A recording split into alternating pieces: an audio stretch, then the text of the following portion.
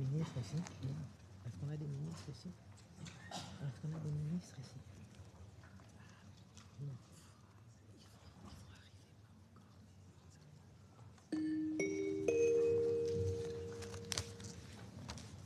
Je vais.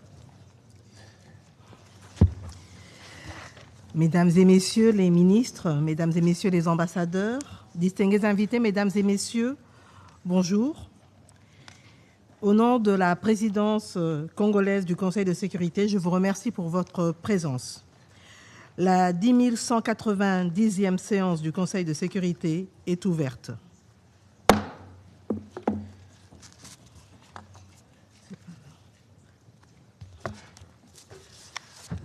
L'ordre du jour provisoire de la présente séance est les femmes et la paix et la sécurité.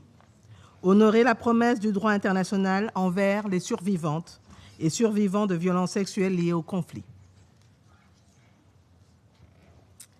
L'ordre du jour est adopté. Je souhaite chaleureusement la bienvenue aux ministres et aux représentants de haut niveau présents dans la salle du Conseil de sécurité. Votre présence aujourd'hui témoigne de l'importance de la question à l'examen. Conformément à l'article 39 du règlement intérieur provisoire du Conseil, j'invite les intervenantes suivantes à participer à la présente séance. Madame Pramila Patten, représentante spéciale du secrétaire général, chargée de la question des violences sexuelles commises en période de conflit, et Madame Carine Jocelyn, fondatrice directrice du Haitian Women Collective. Il en est ainsi décidé.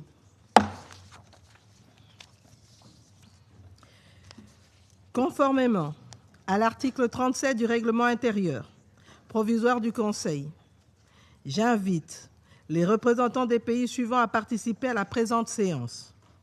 Afrique du Sud, Allemagne, Angola, Arabie Saoudite, Australie, Autriche, Belgique, Brésil, Burundi, Cap-Vert, Cambodge, Canada, Croatie, Chypre, Égypte, El Salvador, Émirats arabes unis, Espagne, Estonie, Finlande, Géorgie, Guatemala, Inde, Irak, Irlande, Israël, Italie, Japon, Kyrgyzstan, Liechtenstein, Lituanie, Luxembourg, Maldives, Malte, Maroc, Mexique, Monténégro, Namibie, Népal, Paraguay, Pologne, Portugal, République bolivarienne du Venezuela,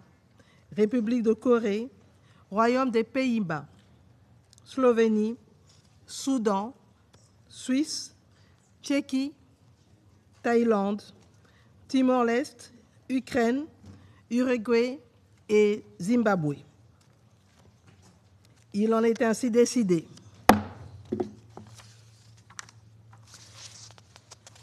Conformément à l'article 39 du règlement intérieur provisoire du Conseil, j'invite également les intervenants suivants à participer à la présente séance. Monsieur Stavros Limbrinidis, chef de la délégation de l'Union européenne auprès de l'Organisation des Nations Unies, et monsieur Carine Alem Arifo, observateur permanent de l'autorité intergouvernementale pour le développement. Il en est ainsi décidé.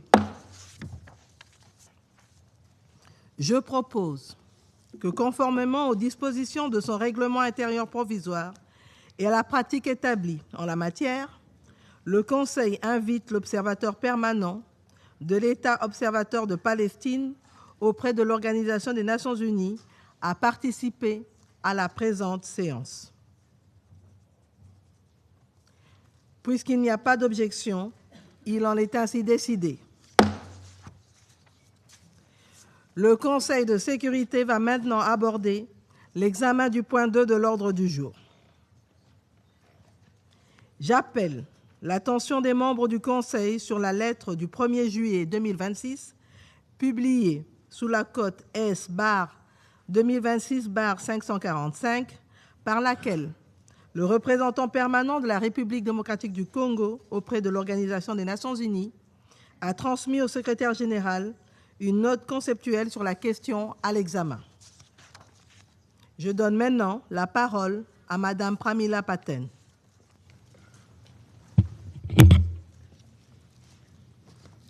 Madam President, Excellencies, esteemed civil society briefer, distinguished members of the Security Council.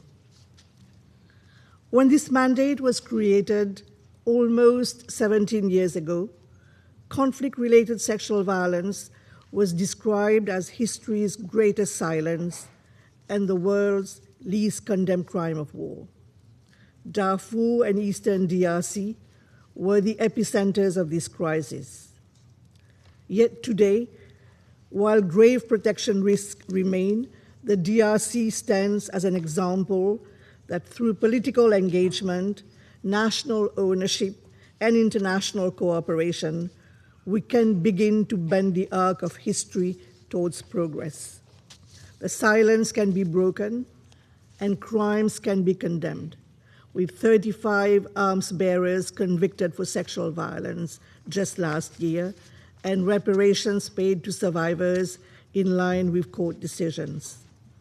Medical, psychosocial, and livelihood support was delivered to over 45,000 displaced survivors, and more than 1,000 children born of rape were recognized and registered. If this can be done in the Democratic Republic of the Congo, a situation that could not be more complex, then no leader anywhere can claim that change is beyond reach. In the report before us today, the Secretary General notes a downward trend in cases attributed to the Congolese National Police over the past 5 years. This trajectory follows the concerted engagement of the government with my mandate to enhance accountability and develop dedicated roadmaps for the security sector. Accordingly, the delisting of the National Police will be considered in the next reporting cycle in light of sustained progress in implementing commitments. I commend the political courage of the Democratic Republic of Congo as the first ever country directly affected by this scourge to host this open debate. It sets both precedent and example to those who deny sexual violence. Painstaking progress has been made to break the vicious cycle of violence and impunity and replace it with a virtuous cycle of recognition and response. It is particularly inspiring that today's meeting is presided over by Her Excellency Judith Suminwa Tuluka, Prime Minister of the Democratic Republic of Congo, the first woman to hold this high office. In a similar vein, I would like to remind this Council that in 2017, the Armed Forces of Côte d'Ivoire were delisted from the annex to the annual report of the Secretary General, following compliance with relevant Security Council resolutions. This provides an instructive example of what can be achieved through engagement with my mandate and political will to honor the promise of international law by preventing the recurrence of these crimes. More recently, my mandate has supported the Somali National Army to develop a command order on conflict-related sexual violence, a critical preventive measure translating international commitments into clear operational directives. Madam President, the promise of international law has never been more relevant or more severely tested. The report before us holds a mirror up to the changing face of war. It is yet another reflection of a world in crisis, marked by intensifying conflicts, runaway military spending, soaring close to $3 trillion per annum, record levels of forced displacement, deepening geopolitical divides, shrinking civic space, and rising reprisals against women's rights defenders and journalists who bring these atrocities to the attention of the world. This is compounded by erosion of respect for human rights, including virulent backlash against gender equality norms. In the second quarter of the 21st century, a resurgence of might makes right logic is marring human progress towards equality, justice, and peace. Against this backdrop, the annual report of the Secretary General documents 9,788 cases of conflict-related sexual violence verified by the United Nations in 2025, more than double the number recorded last year. Yet, such figures can never capture the full scale and magnitude of this chronically underreported crime. The data represents only the cases the United Nations was able to verify, despite access constraints, insecurity, collapsed systems of care, mission drawdowns, and entrenched social stigma. The true toll is far higher, with humanitarians in the field estimating that for every case that reaches a clinic, 10 to 20 go unreported and unaddressed. All information is presented in accordance with United Nations standards on safety, confidentiality, and survivor protection.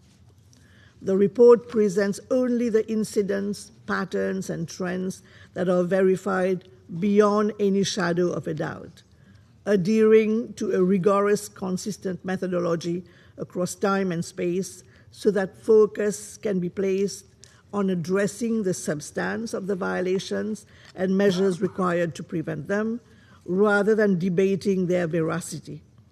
This is critical to closing the compliance gap between laws on paper and warfare in practice. The report spans 21 situations of concern, revealing brutal patterns of rape, gang rape, sexual slavery, forced marriage, and trafficking as deliberate tactics of war, terror, torture, and political repression by both state and non-state actors, including violent extremist and terrorist groups. The highest number of UN-verified cases were recorded in the Central African Republic, in the DRC, Colombia, Haiti, and Sudan. Every case tells two stories. One of the failure of systems to protect civilians at risk, and another of the climate of impunity that emboldens the perpetrators. Women and girls remain the primary targets, accounting for approximately 90% of victims each year. Men and boys were particularly exposed to sexual violence in detention as a form of punishment and humiliation, used to extract information and coerce confessions. Persons with disabilities and LGBTQI individuals face specific risk of persecution and abuse, exacerbated by intersecting forms of discrimination. Victims ranged in age from just 1 to over 70 years. Nearly 3,000 of these cases were committed against children, representing a 37% increase from last year and inflicting enduring generational trauma. These acts are not incidental, but integral to the repertoire of military aggression and terror. They are used to advance wider geopolitical goals, driving forced displacement, punishing perceived opponents, altering demography, and fracturing families, communities, and futures. These crimes ruin lives and fuel conflict. They can no longer be dismissed as collateral damage or the random, opportunistic excesses of a few renegades claiming the spoils of war. They are a calculated assault on human dignity, community cohesion, and collective security. They rank among the gravest violations of international humanitarian and criminal law, for which no amnesty or immunity is permissible. Across multiple contexts, we are witnessing alarming trends, such as displaced and refugee women and girls being exposed to heightened risk, including abduction and trafficking, with ramifications for regional security. It is estimated that 1 in 5 displaced or refugee women caught up in conflict suffer sexual violence. Yet less than 1% of humanitarian aid is dedicated to addressing it. Sexual violence, including forced prostitution and trafficking, continues to be a chronic feature of the political economy of war, used to consolidate control over contested territory and lucrative natural resources. In the digital sphere, sexual violence is used as part of extortion strategies to generate revenue for armed groups, with sexually explicit threats used to target and silence women activists online.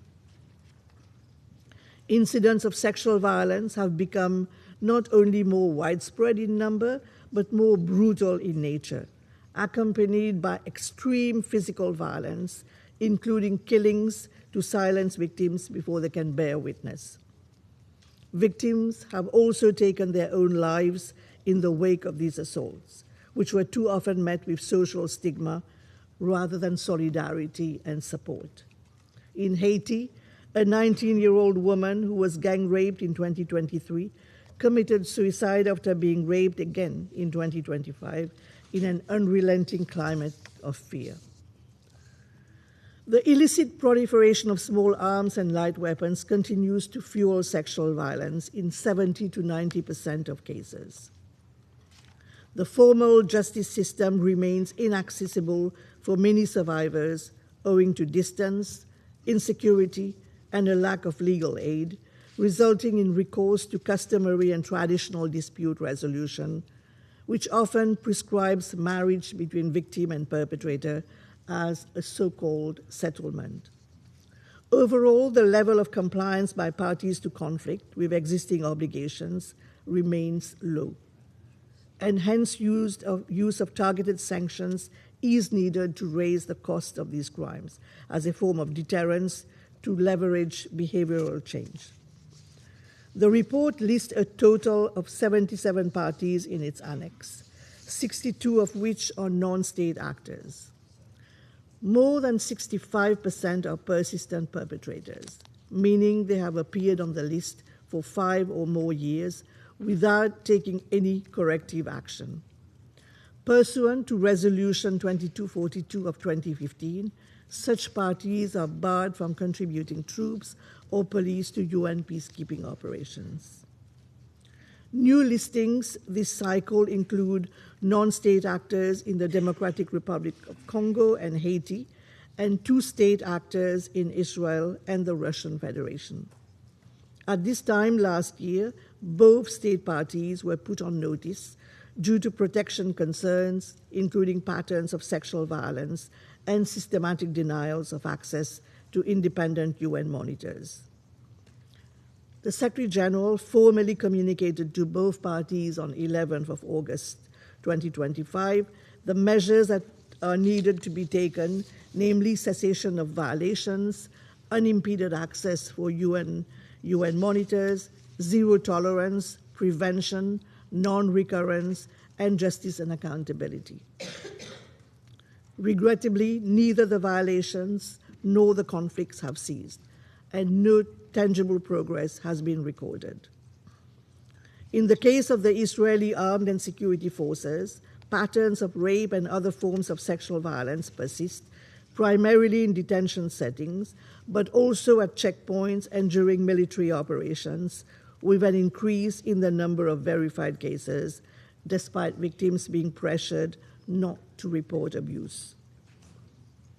The Russian armed forces continue to be implicated in patterns of sexual violence, primarily against prisoners of war and civilian detainees, but also against civilians living in the temporarily occupied territories since their invasion of Ukraine in 2022. Madam President, I want to be clear. The list is not and was never intended to be a political instrument.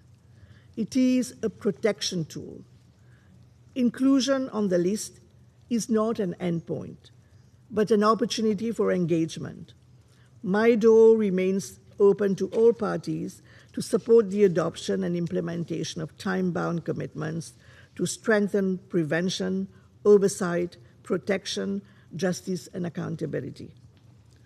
The aim is not simply to document and attribute violations, but to end them. Likewise, we do not compile these reports simply to count the number of victims. We compile them because the victims are counting on us. They are counting on this council to turn documentation into accountability, rights into protection, and atrocities into assistance, to chart a path to peace out of the wreckage of war. There are many different stories behind the data, but they all tell the same truth. It is not that international law is inadequate, but that it is inadequately respected and enforced. Indeed, the report is a litany of broken bodies, broken lives, and broken laws. In every violation, it records the broken promise that even wars have limits, and international law will shield civilians from the effects of hostilities. So let us ask, can civilians and survivors count on this council? In Haiti, where gang rape is rampant as a tool of territorial control and collective punishment, where children have been raped in front of their family members, including 3 boys aged between 9 and 12 years who were raped alongside their mother and grandmother. Or in Sudan, where women and girls have been raped in streets and public squares and continue to be sexually assaulted based on ethnic identity, with racial slurs and hate speech being used to dehumanize victims during RSF attacks. This has left survivors and children born of rape facing rejection and abandonment while the humanitarian system is depleted of resources. In Eastern DRC, where a 20-year-old woman was abducted by an armed group, held for several months and raped repeatedly until she contracted HIV.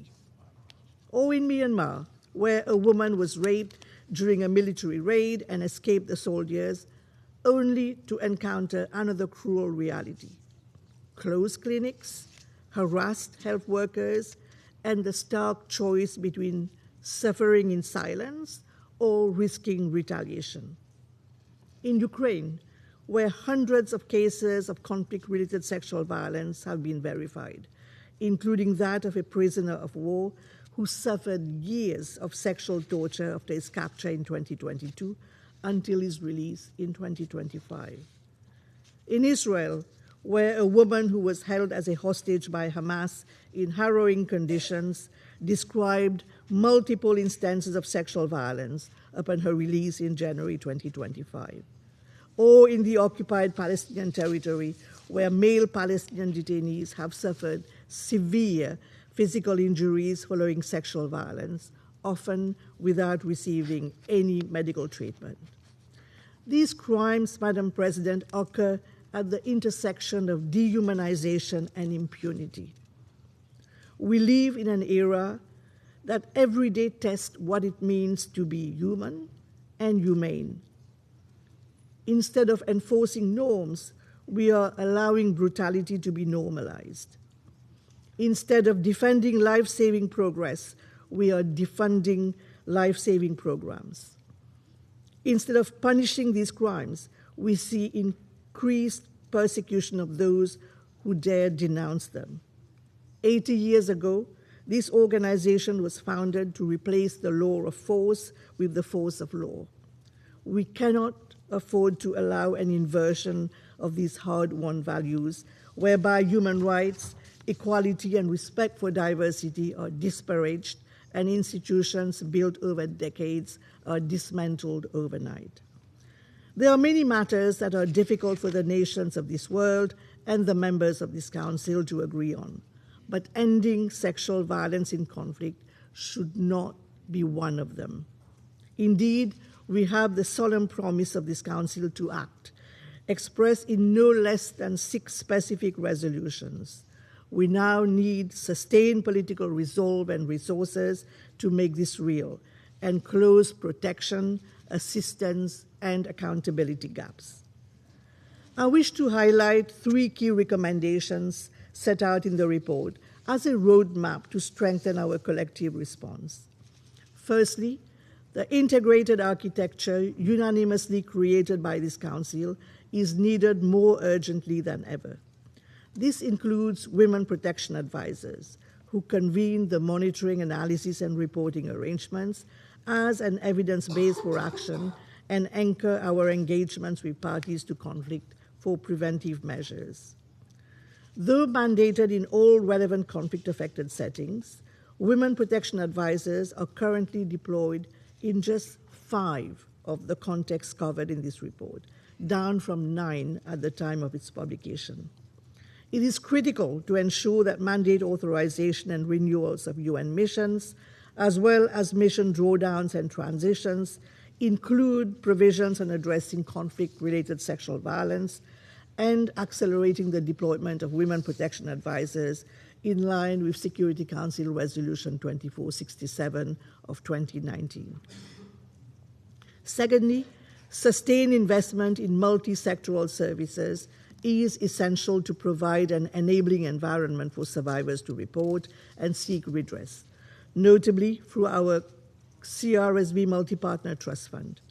The Interagency Coordination Network, UN Action Against Sexual Violence in Conflict, which I chair, has been truly transformative in bringing these issues into focus through advocacy, knowledge building, and the joint catalytic operations in the field. Through some 70 life-changing projects spanning 20 conflicts, UN Action Network has reached thousands of survivors across Ukraine, the Democratic Republic of Congo, South Sudan, Darfur, Somalia, and elsewhere, who were once invisible and inaccessible. These projects have harnessed digital technology for safe and confidential referrals, as well as making use of mobile clinics to reach survivors in remote and volatile regions. UN Action has collated best practices and lessons learned into a unique global knowledge hub to inform frontline interventions. And third, we must translate zero tolerance into real consequences for those who commit, command, or condone these crimes through justice and accountability, oversight, and vetting. Too many military and political leaders operate above the law, while women and girls remain beneath the scope of its protection. Too many perpetrators are still in the corridors of power rather than the cells of a prison. It is time to replace impunity with unity. It is time to rise above denial and deflection, selective outrage, and political narratives to take responsibility for the human suffering wrought on our watch.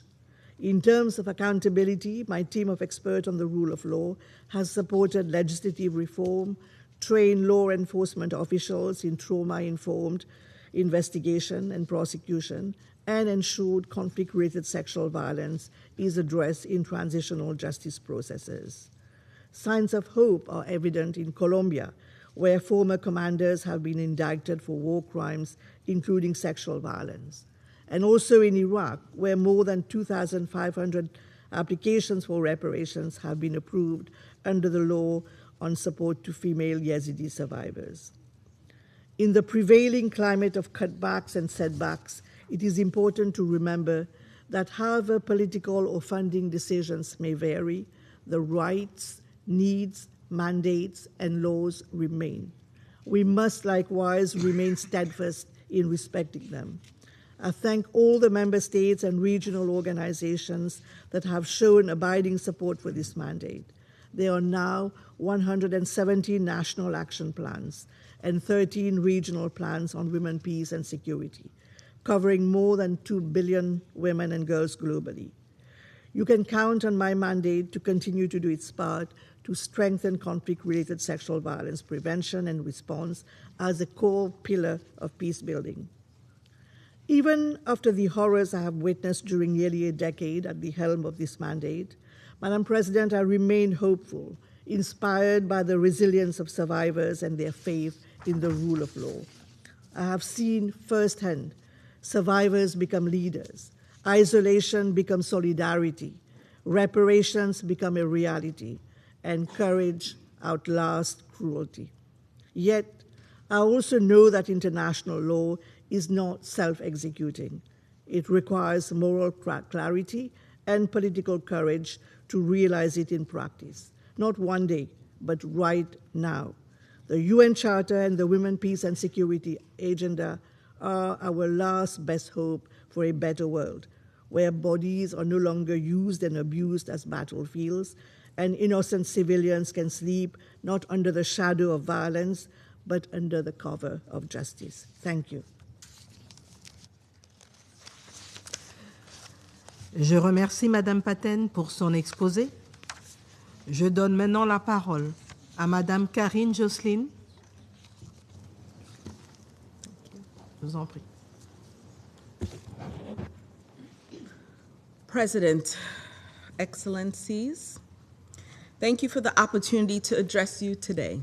My name is Carine Jocelyn, and I am the founder and director of the Haitian Women's Collective, a collective which consists of 15 women-led organizations dedicated to empowering women and girls. This includes supporting survivors of conflict-related sexual violence through advocacy, funding, and community support.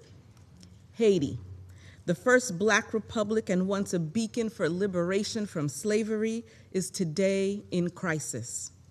The severe conflict between rival gangs and the Haitian National Police has led to a complete breakdown of law and order, frequent kidnappings, and widespread violence.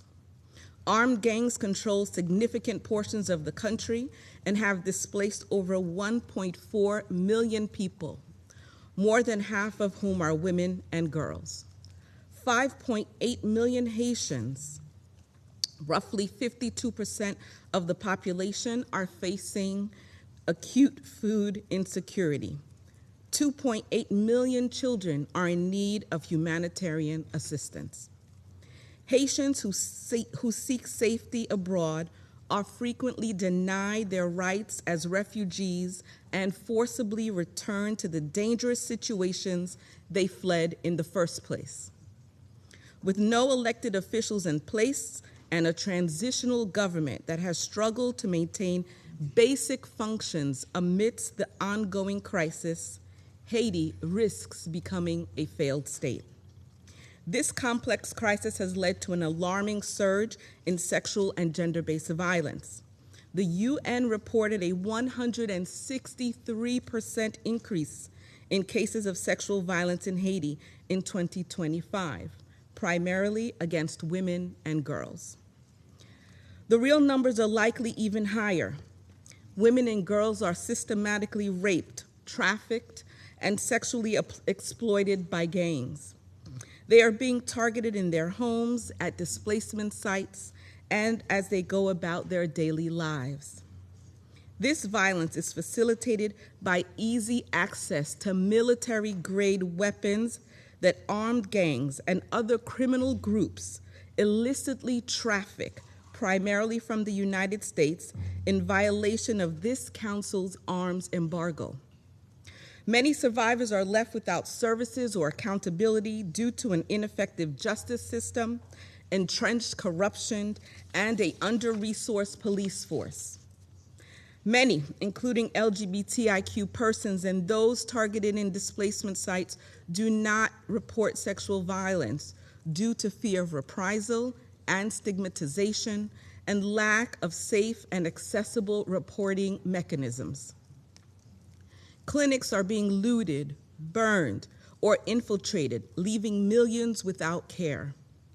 This includes access to sexual and reproductive health services, such as post-rape care, contraceptives, prophylactic care, and safe abortions. Local women-led organizations are often the first to respond and the last to leave a crisis. The Haitian Women's Collective's partner organizations are providing life-saving services with limited funding to address protection and justice needs, all while they themselves face displacement, harassment, and threats of violence. Despite extreme challenges, these groups are not only meeting immediate needs, but also building lasting solutions shaped by Haitians for Haiti. They are living proof that we must be treated as dignified, joyful, and capable architects of our own lives. Excellencies, as you are no doubt aware, the UN has been very present in a sovereign Haiti in its recent history, not always with positive outcomes. Recently, the UN reported that members of the UN-authorized multinational security support mission committed sexual violence in 2025. The MSS has now transitioned to the gang suppression force, authorized to use more lethal force, but without satisfactory oversight or accountability mechanisms in place to protect human rights, provide support and justice for survivors, and prevent future abuses. Further, while BNU is working to address human rights abuses, root out corruption of government officials, and strengthen the judiciary, many Haitians feel these efforts have yet to make a real difference in their daily lives. So let me be clear that attempts to improve security through militarized and privately funded means while ignoring the concerns of our communities will not bring peace to Haiti. It is an absolute tragedy for our self-determination and sovereignty that we have not held elections in over 10 years. Haiti's constitution mandates a minimum quota of 30% for women's representation at all levels. This has never been achieved. In fact, many women do not run for public office or vote because they face such intense harassment and violent threats.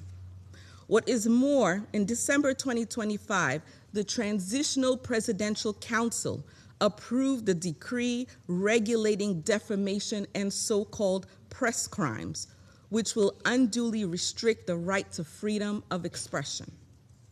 While it is critical that Haitians democratically choose their own leaders, elections cannot be held as long as armed gangs control large parts of the country.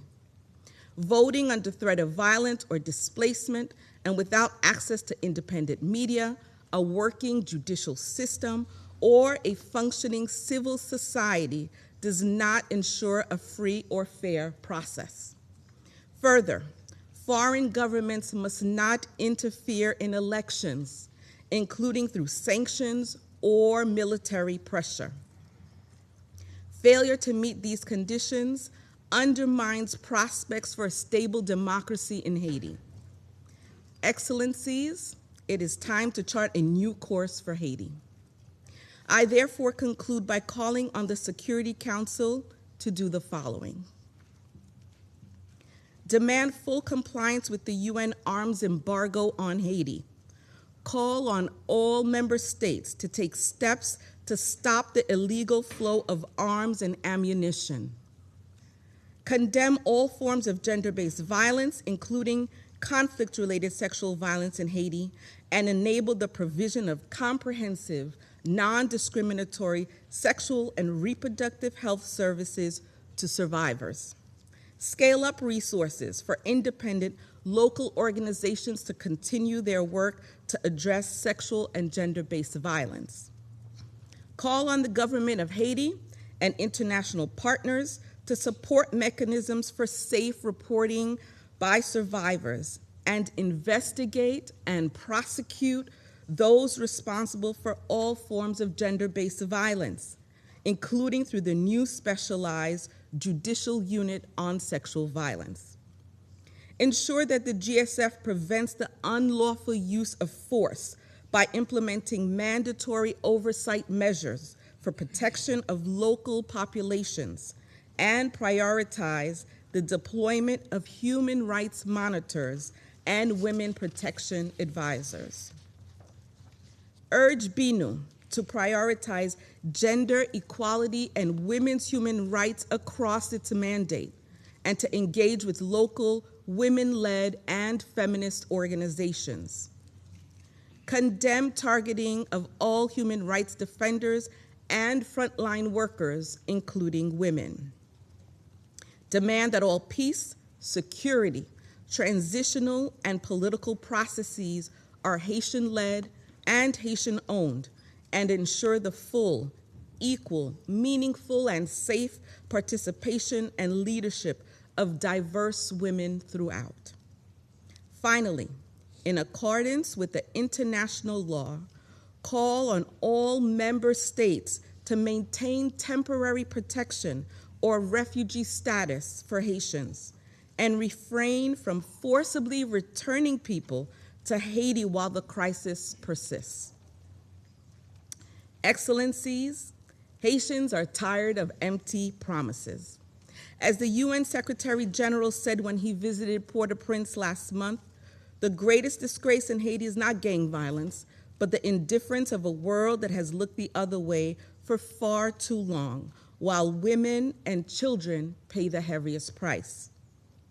This is true not only of Haiti, but Afghanistan, Myanmar, Palestine, Sudan, and others, situations over which you have influence. Today, I urge you not to look the other way. You have the power to stop the violence and hold perpetrators accountable. Thank you. Je remercie Madame Jocelyn pour son exposé. Je vais maintenant faire une déclaration en ma qualité de Premier ministre de la République démocratique du Congo. Mesdames et Messieurs, c'est avec honneur, émotion et sens de responsabilité que je préside aujourd'hui cette séance du Conseil de sécurité au moment où la République démocratique du Congo assume la présidence tournante de cet organe chargé du maintien de la paix et de la sécurité internationale. En tant que Première ministre de mon pays, en tant que femme, et au nom de la présidence congolaise du Conseil, je prends la parole dans ce débat consacré à un fléau qui blesse la conscience humaine et menace directement la paix. Il s'agit des violences sexuelles liées au conflit. Je salue l'engagement constant de Son Excellence M. Antonio Guterres, secrétaire général des Nations Unies, ainsi que l'importance de son rapport annuel sur les violences sexuelles liées au conflit. Je remercie Mme Pramila Patten, représentante spéciale du secrétaire général, pour la présentation qu'elle vient de nous faire. Alors qu'elle arrive au terme de son mandat, je souhaite lui rendre un hommage particulier pour son engagement, sa voix et son action en faveur des survivantes et des survivants, en faveur de la justice et de la dignité humaine. Son mandat nous rappelle une vérité essentielle. Les violences sexuelles liées au conflit ne sont pas une question périphérique.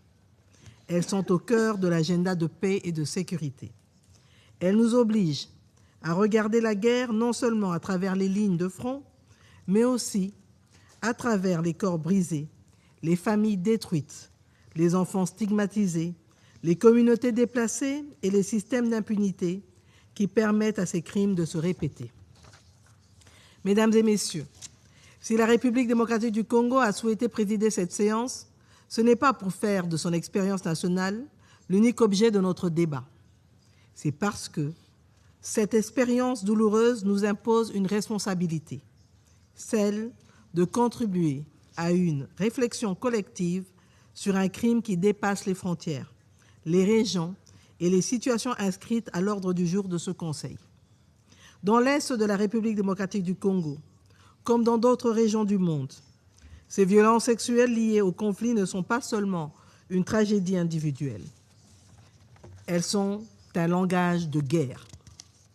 Elles visent à terroriser, humilier, déplacer, dominer, briser les familles et déstructurer les communautés. Là où le corps des femmes, des filles, mais aussi des hommes et des garçons devient un champ de bataille, la paix est déjà profondément compromise. Dans plusieurs conflits sur différents continents, ces violences accompagnent le contrôle d'un territoire, d'une route, d'un village, d'un site minier, d'un point de passage ou d'une population. Elles prennent aussi la forme d'enlèvement, d'esclavage sexuel, de traite des personnes à des fins d'exploitation sexuelle, parfois au profit de groupes armés, de groupes terroristes ou de réseaux criminels. Elles ne sont pas toujours un effet collatéral de la guerre. Trop souvent, elles en sont une méthode. Le rapport que Mme Pramila Patten a présenté, ce rapport a confirmé une augmentation alarmante des cas vérifiés, fournissant ainsi la base factuelle et institutionnelle indispensable à nos échanges. En République démocratique du Congo, nous connaissons cette réalité avec une douleur particulière. Dans certaines zones affectées par les groupes armés et sous occupation par des forces étrangères dont le Rwanda, ces violences sont liées aux déplacements forcés, aux économies illicites et aux logiques de prédation qui alimentent la guerre. Mais notre expérience nationale nous conduit aujourd'hui à poser une question plus large. Comment prévenir les systèmes qui rendent ces crimes possibles? Face à cette barbarie, la République démocratique du Congo a refusé de rester une simple victime. Sous l'impulsion de son Excellence M. Félix-Antoine Tshisekedi Tshilombo, président de la République, nous avons choisi de renforcer nos institutions, de briser le cycle de l'impunité et de faire de la dignité des survivantes et des survivants une priorité de l'action publique. Des mécanismes concrets ont été mis en place. Le FONAREV, Fonds national de réparation pour les victimes de violences sexuelles liées aux conflits et d'autres crimes contre la paix et la sécurité de l'humanité, vise à identifier les victimes, faciliter leur accès à la justice et permettre des réparations individuelles et collectives. Les centres intégrés de services multisectoriels apportent une réponse pour une prise en charge médicale, psychosociale, juridique et socio-économique. Ces instruments ne sont pas seulement des réponses sociales, ils sont des instruments de justice, de reconstruction nationale et de restauration de la confiance. La République démocratique du Congo a également conclu un communiqué conjoint avec les Nations unies sur les violences sexuelles liées au conflit, qui traduit en engagement opérationnel notre volonté commune de renforcer la prévention, la protection des survivantes et la lutte contre l'impunité. En effet, il ne peut y avoir de paix durable lorsque les survivantes et les survivants restent sans justice, lorsque les communautés restent sans réparation et lorsque les responsables, leurs complices et leurs commanditaires continuent d'agir dans l'impunité. Mesdames et messieurs, le droit international a évolué. Le droit est clair. L'interdiction est claire. Les obligations sont claires. Les violences sexuelles liées au conflit peuvent constituer, selon les circonstances, des crimes de guerre, des crimes contre l'humanité, voire des actes constitutifs de génocide. Elle engage la responsabilité des auteurs, mais aussi celle de ceux qui les ordonnent, les tolèrent ou les rendent possibles. Notre défi est désormais de faire en sorte que cette promesse atteigne effectivement les survivantes et les survivants.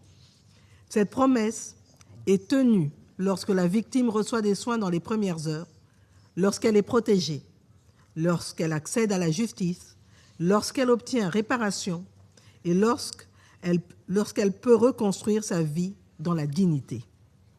Une réponse centrée sur les survivantes et les survivants ne peut pas être un principe non financé. Lorsque les cliniques ferment, les soins disparaissent. Lorsque les abris ferment, la protection disparaît. Lorsque les organisations de femmes ne sont plus soutenues, la première ligne de confiance disparaît. Lorsque les équipes de documentation sont réduites, les preuves se perdent, les auteurs se cachent et l'impunité avance. Les coupes budgétaires dans les services de santé, de protection, d'assistance psychosociale, d'aide juridique et de documentation ne sont donc pas de simples ajustements administratifs. Elles ont des conséquences directes sur la vie des survivants et des survivantes, sur la capacité des États à poursuivre les auteurs et sur la crédibilité de notre engagement collectif. Elles affaiblissent aussi notre capacité collective à combler les lacunes d'information. Or, sans identification des victimes, sans documentation fiable, sans préservation des preuves et sans coopération entre les États, les Nations unies et la société civile, les crimes restent invisibles, les réseaux restent actifs et l'impunité se consolide. Mesdames et messieurs, plus de 25 ans après l'adoption de la résolution 1325, l'agenda femmes, paix et sécurité demeure à un moment décisif. Nous devons rendre hommage aux progrès accomplis, mais aussi reconnaître avec lucidité ce qui reste inachevé. La résolution 1325 a changé notre compréhension de la paix. Elle a affirmé que les femmes ne sont pas seulement des victimes de la guerre, mais des actrices de prévention, de médiation, de protection, de relèvement et de gouvernance. Mais notre responsabilité n'est pas seulement de commémorer cette avancée, elle est de la mettre en œuvre avec conséquence. La participation des femmes ne peut pas être symbolique. Elle doit donner un pouvoir réel d'influencer les décisions. La protection des survivantes ne peut pas être séparée de leur accès à la justice. Et les engagements du Conseil ne peuvent pas rester dans nos résolutions s'ils ne se traduisent pas dans les mandats, les budgets, les mécanismes de sanctions, les processus de paix et les politiques nationales. Je salue également l'engagement des membres du Conseil, notamment à travers le groupe informel d'experts sur les femmes, la paix et la sécurité.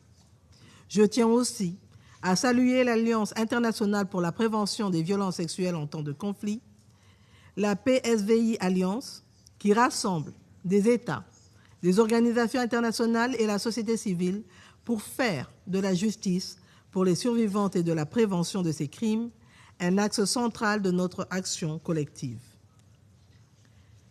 La République démocratique du Congo s'inscrit dans cet effort collectif avec une conviction simple. Cette lutte doit être l'un des piliers de notre agenda de paix et de sécurité. Mesdames et messieurs, un autre enjeu demeure trop souvent relégué au second plan, celui des enfants nés de violences sexuelles liées au conflit. Ces enfants ne peuvent pas être traités comme une conséquence indirecte de la violence subie par leur mère.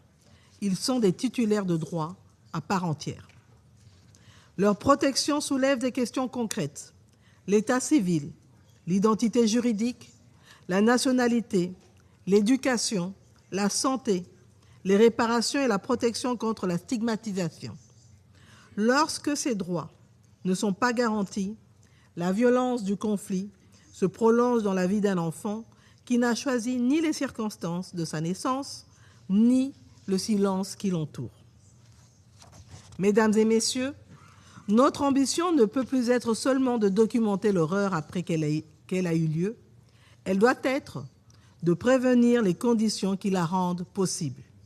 Cela suppose une présence plus proche des communautés à risque, des mécanismes d'alerte précoce, une justice capable d'atteindre les auteurs, les complices et les commanditaires des réparations effectives et un relèvement économique qui donne aux femmes non seulement protection, mais pouvoir.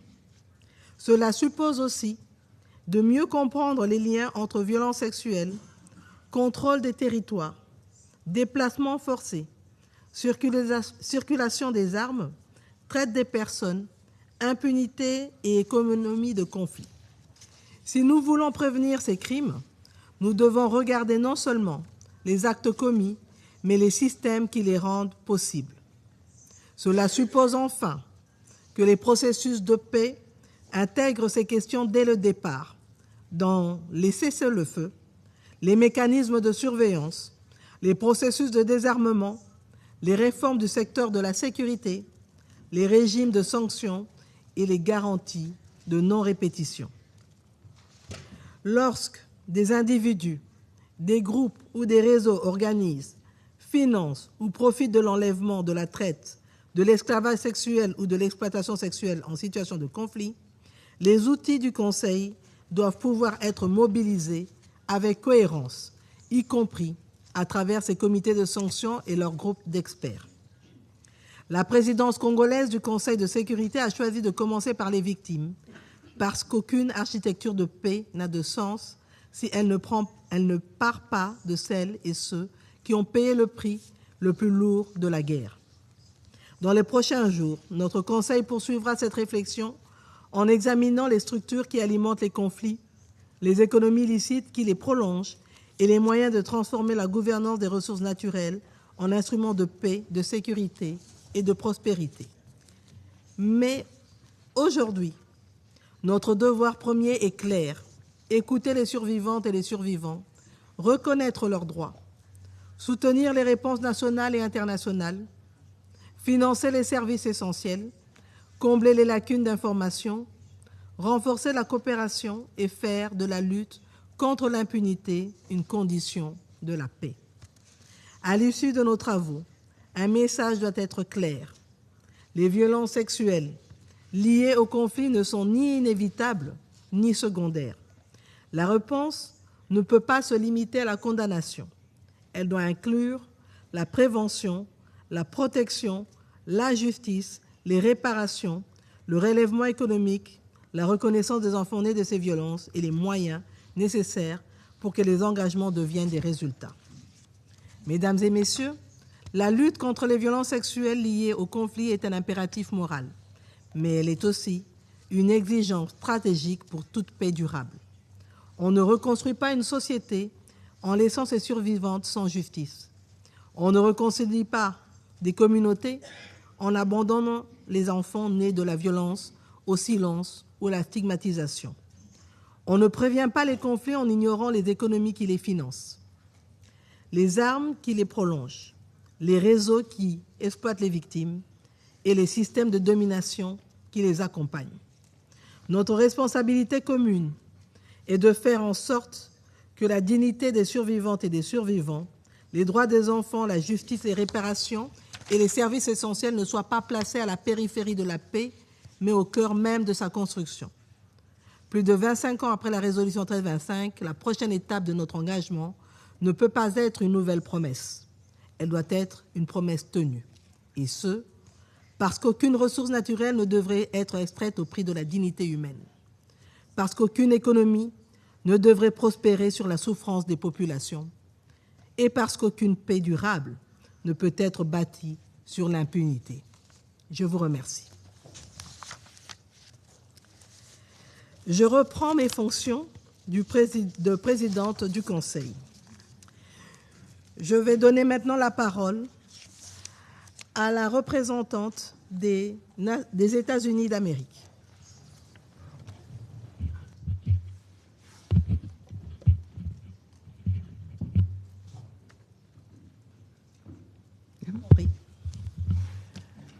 Thank you, Madam President, and congratulations on the DRC's presidency, and I appreciate your remarks that you just delivered.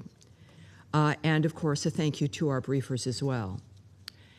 The United States welcomes this opportunity to consider how both the Security Council and all UN member states could do more to prevent conflict-related sexual violence, to provide support for victims, and to ensure perpetrators are held to account.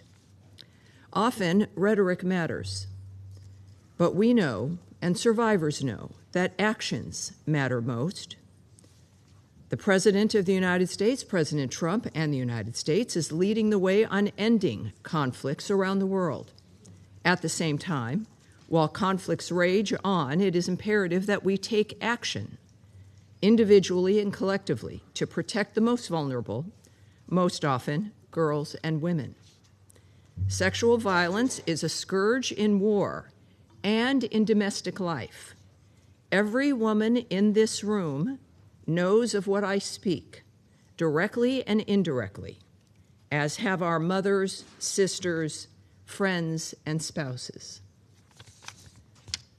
Unfortunately, the UN Secretary General's latest report on conflict-related sexual violence fails to support tangible actions.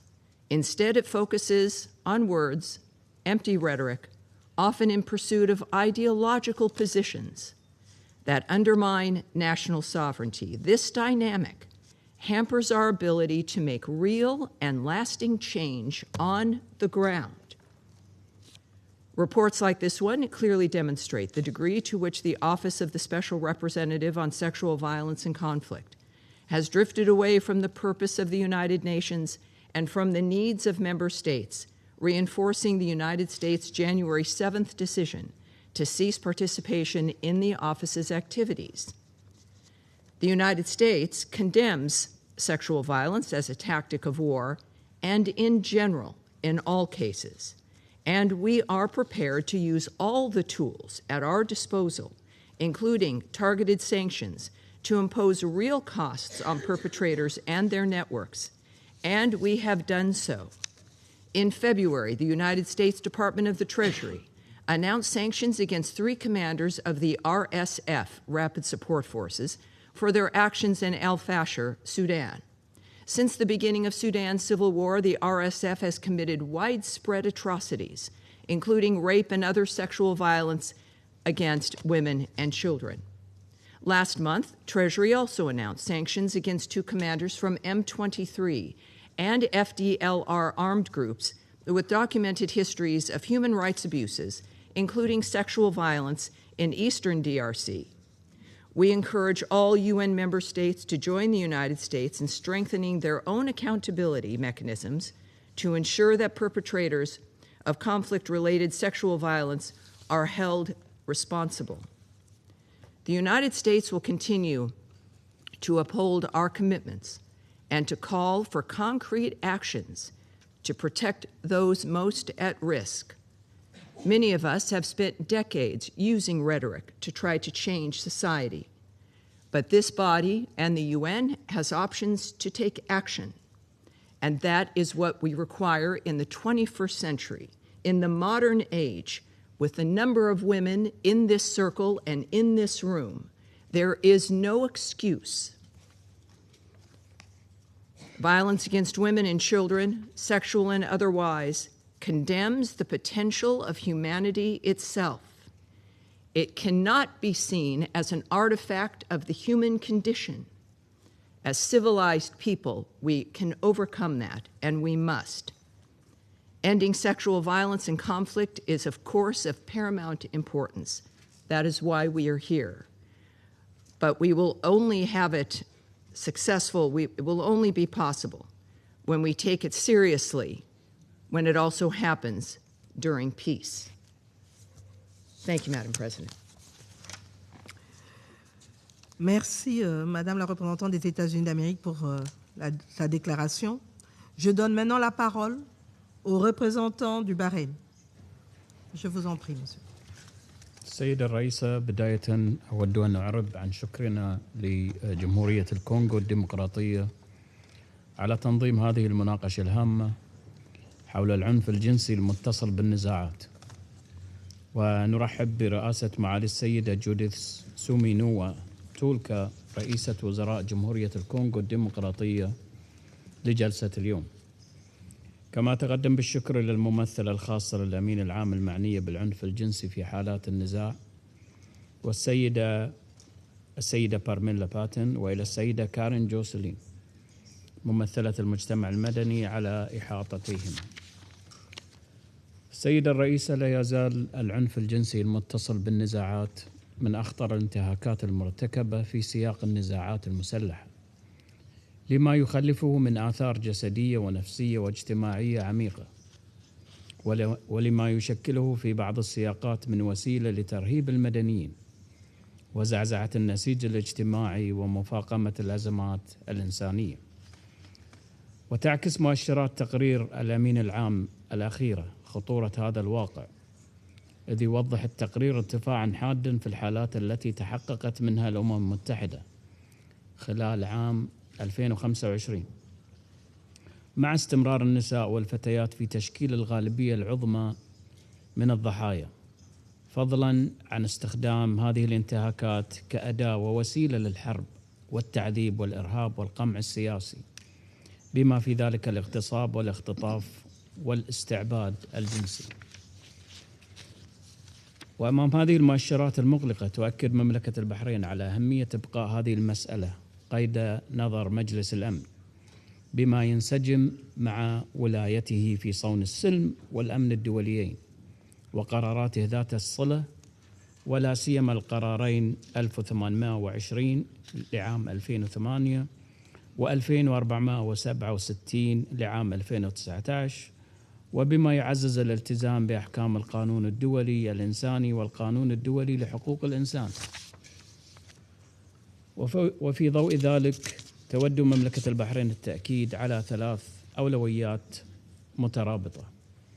أولاً، تعزيز جهود الوقاية من خلال معالجة العوامل التي تزيد تعرض المدنيين لهذه الانتهاكات، بما في ذلك النزوح والاتجار بالبشر وانعدام الأمن وانتشار الأسلحة غير المشروعة، مع إدماج اعتبارات حماية المدنيين في جهود الوساطة واتفاقات وقف إطلاق النار ومسارات السلام، ومعالجة الفجوات الأمنية خلال مراحل انتقال وانسحاب عمليات حفظ السلام.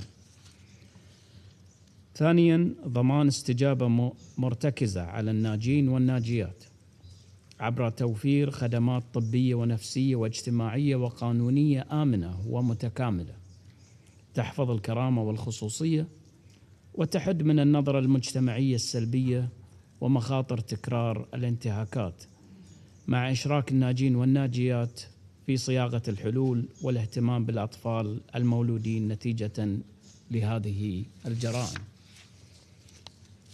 ثالثاً، تعزيز المساءلة وإنهاء الإفلات من العقاب من خلال بناء قدرات المؤسسات القضائية والأمنية الوطنية في مجالات التوثيق والتحقيق وإنفاذ القانون، وضمان محاسبة مرتكبي هذه الجرائم باعتبار المسألة رادعاً أساسياً لمنع تكرار الانتهاكات وتحقيق العدالة.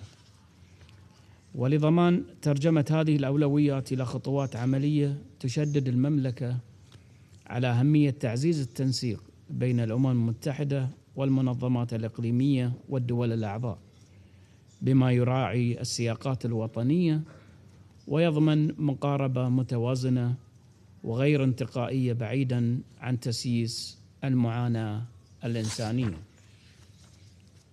في الختام، تجدد مملكة البحرين تعاطفها مع جميع الضحايا والناجين، وتؤكد دعمها للجهود الدولية الرامية إلى منع هذه الانتهاكات وتحقيق العدالة وبناء سلام مستدام يحفظ كرامة الإنسان وأمن واستقرار المجتمعات.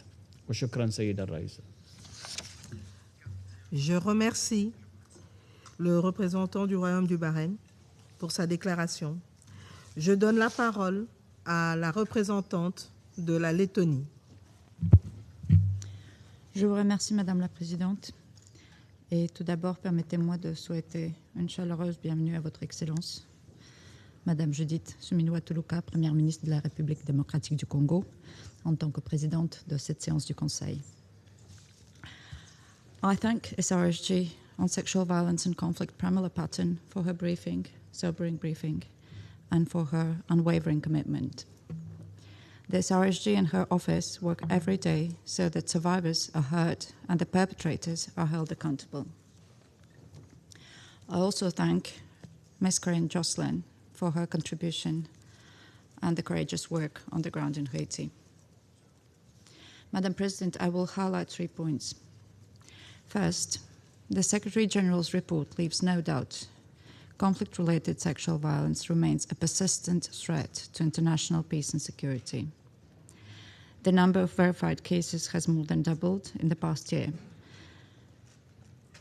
And just a few examples. Terrorist groups such as Al-Qaeda and Daesh used SRSV to reach ideological goals and incentivize recruitment. Russian armed forces and security services systematically used sexual violence as a form of torture against Ukrainian prisoners of war, civilian detainees, and civilians in the Ukrainian territories temporarily occupied by Russia to humiliate, punish, or extract confessions. In Haiti, gangs targeted children to assert control, while in Myanmar, CRSV was weaponized as part of political violence to intimidate opponents. And in Sudan, rape was used as a tactic of war to terrorize entire communities. And these are not isolated incidents. They reflect deliberate choices, a systematic pattern of targeted violence by parties to conflict that we must never accept. Second, accountability must match the scale of the crimes. This requires strengthening of the monitoring, analysis, and reporting arrangements and a sufficient deployment of women's protection advisors to all situations covered by the report. It also means ending impunity through the effective use of available tools, including targeted sanctions. And we welcome the strengthening of accountability through the newly created CRSV prosecution network, of which Latvia is a member. There is also a responsibility that rests with a permanent member of this council. For the first time, Russia's armed and security forces have been listed for the widespread and systemic use of sexual violence against Ukrainian prisoners of war and civilians. The UN has previously reported that 98.9% of freed detainees disclosed being tortured while in Russian custody, 75% of those being subject to sexual violence, 63% multiple times. The fact that Russia is the only listed state actor refusing to engage with the SRSG office speaks volumes.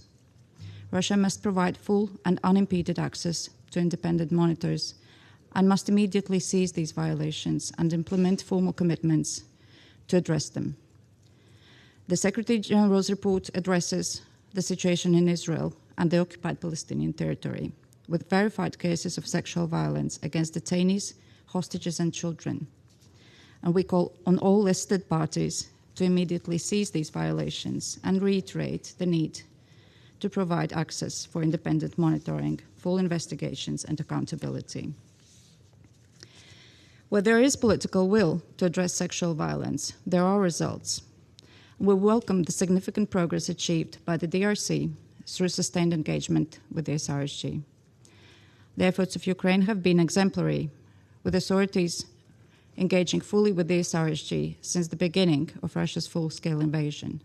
Ukraine has pioneered interim reparations for survivors of CRSV while continuing to investigate and prosecute cases during wartime. These examples show that determined action can strengthen prevention, improve protection, and advance accountability. Third, we must keep survivors at the center and ensure that no one is overlooked. And as we heard from this SRSG Patten, women and girls remain disproportionately affected by CRSV, accounting for the vast majority of verified cases. However, in detention settings, among prisoners of war and detainees, the crimes mostly affected men and boys. Victims' experiences remain underreported and are often compounded by this deep stigma, underscoring that support must be gender responsive to reach all survivors. Victims and survivors span the ages of 1 to 70 and include persons with disabilities and members of various minority groups. Addressing the individual needs of each survivor in a trauma-informed manner is essential, with full respect for their safety, dignity, confidentiality, and non-discrimination. Madam President, conflict-related sexual violence is not an inevitable consequence of war. It is a deliberate choice made by perpetrators. It must therefore be met with a clear and consistent response by this Council to prevent it, expose it, and end impunity. And that we will continue to stand firmly with survivors and to support the important work of the SRSG and her office. I thank you. Je remercie Madame la représentante de la Lettonie pour sa déclaration et je donne maintenant la parole au représentant de la France. Excellence, Madame la Présidente Première Ministre, bienvenue à New York. La France vous félicite pour cette présidence du Conseil de sécurité et vous assure de son plein soutien.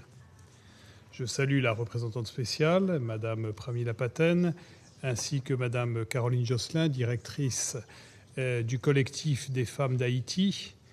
Je vous remercie pour votre action et pour vos exposés.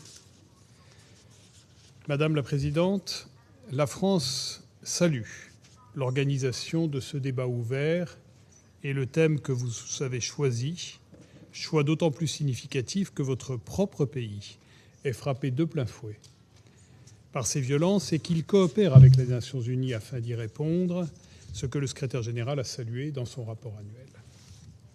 Face à la réalité d'une violence qui frappe les femmes et les filles avec une intensité choquante et croissante, que faire ? Premièrement, établir les faits. Face à la brutalisation du monde, la représentante spéciale exerce un mandat central auquel la France réitère son plein soutien. Elle est un regard et une voix de conscience qui place la communauté internationale face à la réalité et à ses responsabilités. Nous la respectons et nous l'appuyons. Au Soudan, en République démocratique du Congo, en Haïti et dans tant d'autres conflits, le nombre de cas de violences sexuelles vérifiés par les Nations Unies est sans précédent. Les violences sexuelles et fondées sur le genre, viol, exploitation sexuelle, mariage forcé, sont au cœur des stratégies des groupes terroristes, Daesh, JNIM, Boko Haram, Hamas, ce dernier continuant de figurer sur la liste noire du rapport annuel à la suite des crimes sexuels commis le 7 octobre, puis contre les otages. Pour la première fois, le secrétaire général a inscrit un membre permanent de ce Conseil, la Russie, sur la liste noire en raison des violences sexuelles commises par ses forces armées à l'encontre de civils et de prisonniers de guerre ukrainiens, crimes que les Nations Unies ont documentés depuis plus de 4 ans.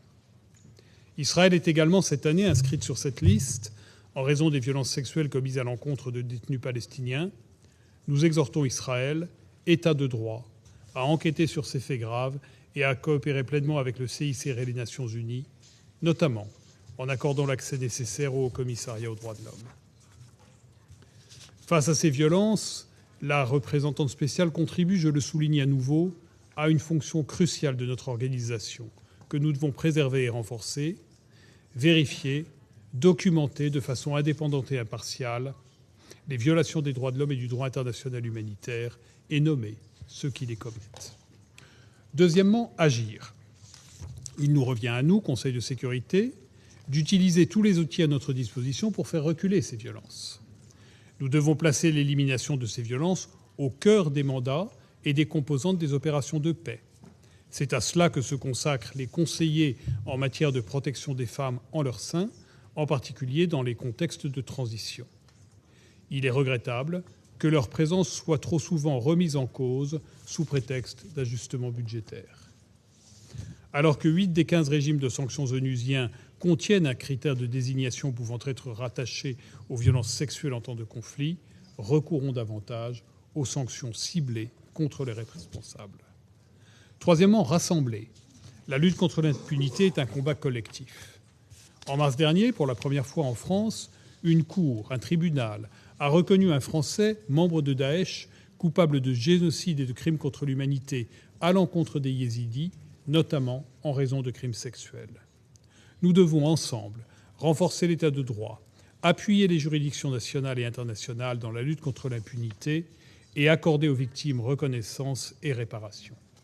Nous soulignons à cet égard le rôle joué par l'équipe d'experts de la représentante spéciale qui œuvre au renforcement des capacités d'enquête, de poursuite et de jugement des pays.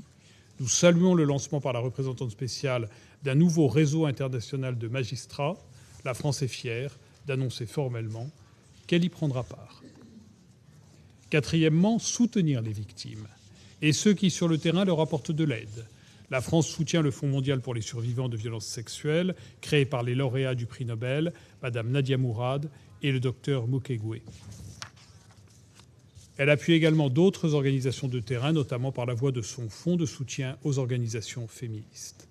Madame la Présidente, pour conclure, la France vient d'adopter son 4e plan national d'action Femmes, Paix et Sécurité. Nous ne nous résignons pas à la détérioration de la situation des femmes et des filles dans les guerres. Au contraire, vous pouvez compter sur notre pays et sa politique étrangère féministe dans la prévention et la lutte contre les violences sexuelles en temps de conflit. Je vous remercie. Je remercie le représentant de la France pour sa déclaration et je donne maintenant la parole à Madame la représentante de la Colombie. Je vous en prie. Saludo a Su Excelencia, Primera Ministra de la República Democrática del Congo, señora Judith Suminwa Tuluka. Agradezco a la Presidencia por la organización de este debate, así como a la representante especial del Secretario General, Pramila, Patten, por la presentación del informe y por el riguroso trabajo en su elaboración. Agradezco igualmente a la señora Carine Jocelyn, fundadora y directora del colectivo de mujeres haitianas, por su intervención. La lectura del informe es devastadora. Confirma que la violencia sexual sigue siendo utilizada como arma de guerra en múltiples conflictos, desde Sudán del Sur y la República Centroafricana hasta Ucrania y Haití, entre otros. Una lista que en vez de disminuir suma perpetradores confirmados. Demuestra que no estamos ante hechos aislados, sino ante patrones vinculados al desplazamiento, el control territorial, la discriminación, el miedo y las represalias. El aumento del gasto militar alimenta los conflictos y desvía financiación necesaria para quienes responden a sus consecuencias. Ese doble daño exige reducir la brecha entre los compromisos políticos y los recursos disponibles. En este contexto me referiré a dos ejes fundamentales.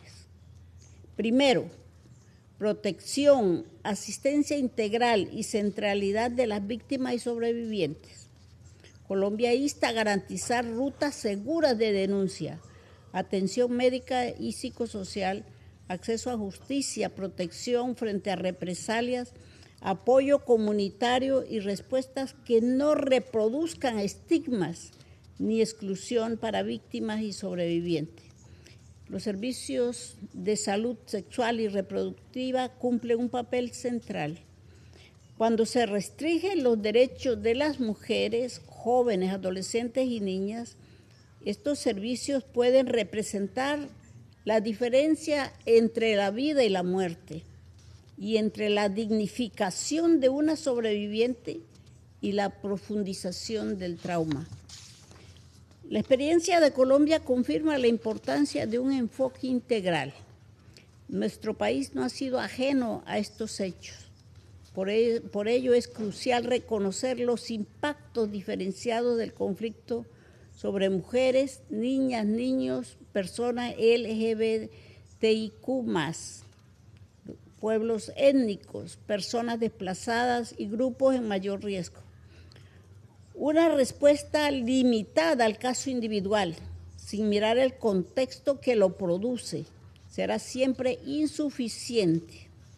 En Colombia, el macrocaso 11 de la Jurisdicción Especial para la Paz es un ejemplo de ese enfoque integral. Segundo, prevención, rendición de cuentas y cumplimiento del derecho internacional. El análisis de género es una herramienta de prevención que permite comprender cómo en zonas de conflicto la disputa por recursos minerales, cultivos ilícitos, rutas de tráfico y otras dinámicas criminales intensifican la violencia y generan riesgos diferenciados para mujeres, niñas, niños, personas LGBTIQ+, y otras poblaciones en situación de mayor vulnerabilidad. Colombia llama a reforzar el despliegue de capacidades especializadas, incluida la presencia de asesores y asesores en las misiones pertinentes de las Naciones Unidas.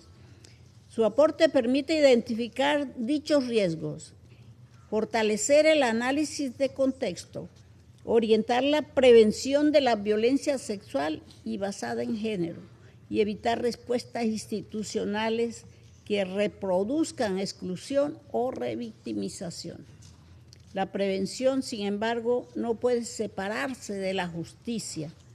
Sin información no hay justicia efectiva. Sin justicia no hay garantías reales de no repetición.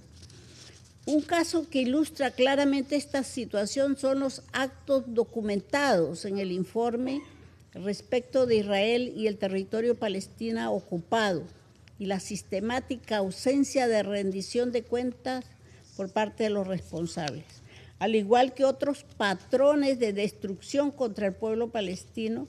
Estos hechos deben ser investigados de manera independiente, rigurosa y conforme al derecho internacional. Israel debe permitir el acceso de las Naciones Unidas y mecanismos independientes para que investiguen las gravísimas violaciones reportadas, enjuiciar a los responsables y detener el uso sistemático de la violencia sexual contra los palestinos, incluyendo en los centros de detención. Señora Presidenta, la rendición de cuentas no puede ser selectiva, no puede depender de quien comete los crímenes, inclusive si el perpetrador es un Estado miembro de este Consejo.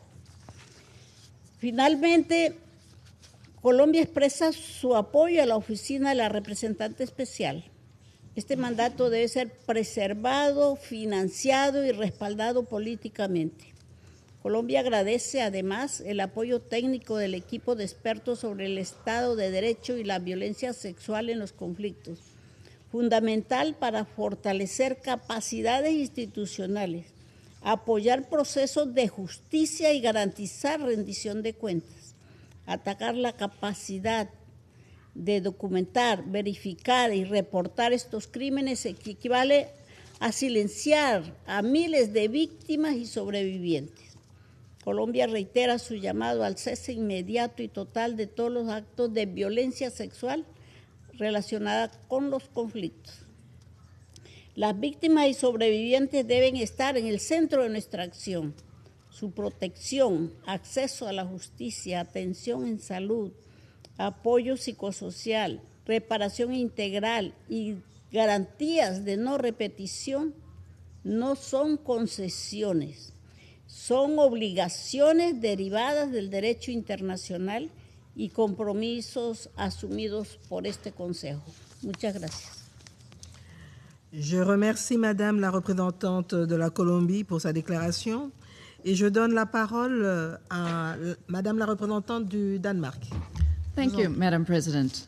Denmark commends the Democratic Republic of the Congo for convening this crucial debate. Prime Minister Tuluka, thank you for your presence here today and for both your country's and your personal commitment to this agenda. Let me also thank Special Representative Patten for her briefing and express Denmark's unwavering support for her mandate. I also thank Director Jocelyn for her briefing on the situation for survivors in Haiti. Madam President, allow me to make 3 points. First, when this Council unanimously adopted Resolution 1888, it made clear that preventing and responding to conflict-related sexual violence requires sustained leadership, coordination, and accountability. Today, 17 years later, that recognition is no less relevant. In fact, this mandate is more important than ever. This year's report paints a stark and devastating picture. Based on a robust methodology and comprehensive verification, it reminds us that conflict-related sexual violence features in most of the conflicts discussed by this Council, from Sudan to Israel and the occupied Palestinian territory, from Ukraine to Myanmar, from Libya to Haiti. These figures are deeply alarming, but represent only the cases that the UN has been able to rigorously verify in a context of shrinking operational space and dwindling resources. Countless other survivors remain invisible because fear, stigma, insecurity, and lack of access all prevent documentation. Second, Madam President, Denmark condemns all acts of conflict-related sexual violence, we call on parties to conflict to cease all forms of sexual violence and fully comply with the obligations under international law and relevant Security Council resolutions. Although non-state armed groups continue to account for the majority of listings in the Annex, the gradual increase in national armed and security forces among listed parties is deeply concerning. This year, notably, the Israeli armed forces and security forces and the Russian armed and security forces are included. We call on all listed parties to grant the UN full, safe, and unhindered access, and to investigate allegations, monitor violations, and assist survivors. Where access is denied, impunity rises. We note positively that several states mentioned in the report, including Ukraine, the Central African Republic, and the Democratic Republic of the Congo, have taken resolute steps to address conflict-related sexual violence among their armed forces and police, including through engagement with the Office of the Special Representative. The consistent decrease in cases of the Congolese National Police demonstrates how sustained cooperation with the office can support accountability, strengthen institutional responses, and contribute to a measurable reduction in conflict-related sexual violence. This is exactly the type of prevention and concrete action that is needed. The Security Council must also continue to make full use of targeted sanctions against perpetrators of conflict-related sexual violence. As we've heard, over 65% of the listed parties are long-standing perpetrators. We must ensure that listings lead to accountability, accountability leads to action, and then action leads to an end to these crimes. Third, Madam President, survivors need help. They must be granted access to comprehensive services, including sexual and reproductive health services, mental health, and psychosocial support. This is a life-saving and essential component of the international response to conflict-related sexual violence. These services must be protected and adequately funded. And those who protect survivors and document these crimes must never become targets. We condemn the growing number of attacks against humanitarian workers, UN personnel, human rights defenders, and organizations supporting survivors. We commend the collected efforts of the Office of the Special Representative, the entire UN Action Network Against Sexual Violence, the UN teams of experts, women protection advisors, and human rights monitors. Their work is indispensable to prevention, protection, and justice. Madam President, in closing, the question is not whether we know enough about the practice of CRSV. This report leaves no room for doubt. The question is whether we will match the resilient survivors with the courage to act, to ensure stronger accountability, greater protection, better support to the survivors, and ultimately, fewer violations. I thank you. Merci, Madame la représentante du Danemark, pour sa déclaration. Je donne maintenant la parole à Monsieur le représentant du Libéria. Thank you, Your Excellency. We join in welcoming you, Madam President, to this chamber, Honorable Prime Minister of the Democratic Republic of the Congo, to preside over this debate. Your honored presence testifies to the seriousness that the DRC assigns to this important global issue. We thank the SRSG for her briefing and report, as well as the civil society briefer from Haiti with that really sobering report. We also welcome the report of the Secretary General. Madam President, today's debate asks a fundamental question. Has international law honored its promise to survivors of conflict-related sexual violence? The answer is sobering. International law recognizes this crime as a war crime, a crime against humanity, and, in certain circumstances, genocide. Yet, for far too many survivors, these promises remain words on paper rather than protection in practice. Not because international law has failed, as many before me have pointed to, but because we have failed to implement it consistently and courageously. The facts are unbearable. 9,788 UN-verified cases in 2025 across more than 20 conflict zones. Survivors, as we have heard, ranging from 1 year old to 70. Victims executed after rape. Digital platforms weaponized to preserve, extort, and humiliate men and boys in detention, silenced by stigma, often naming those violations only as torture.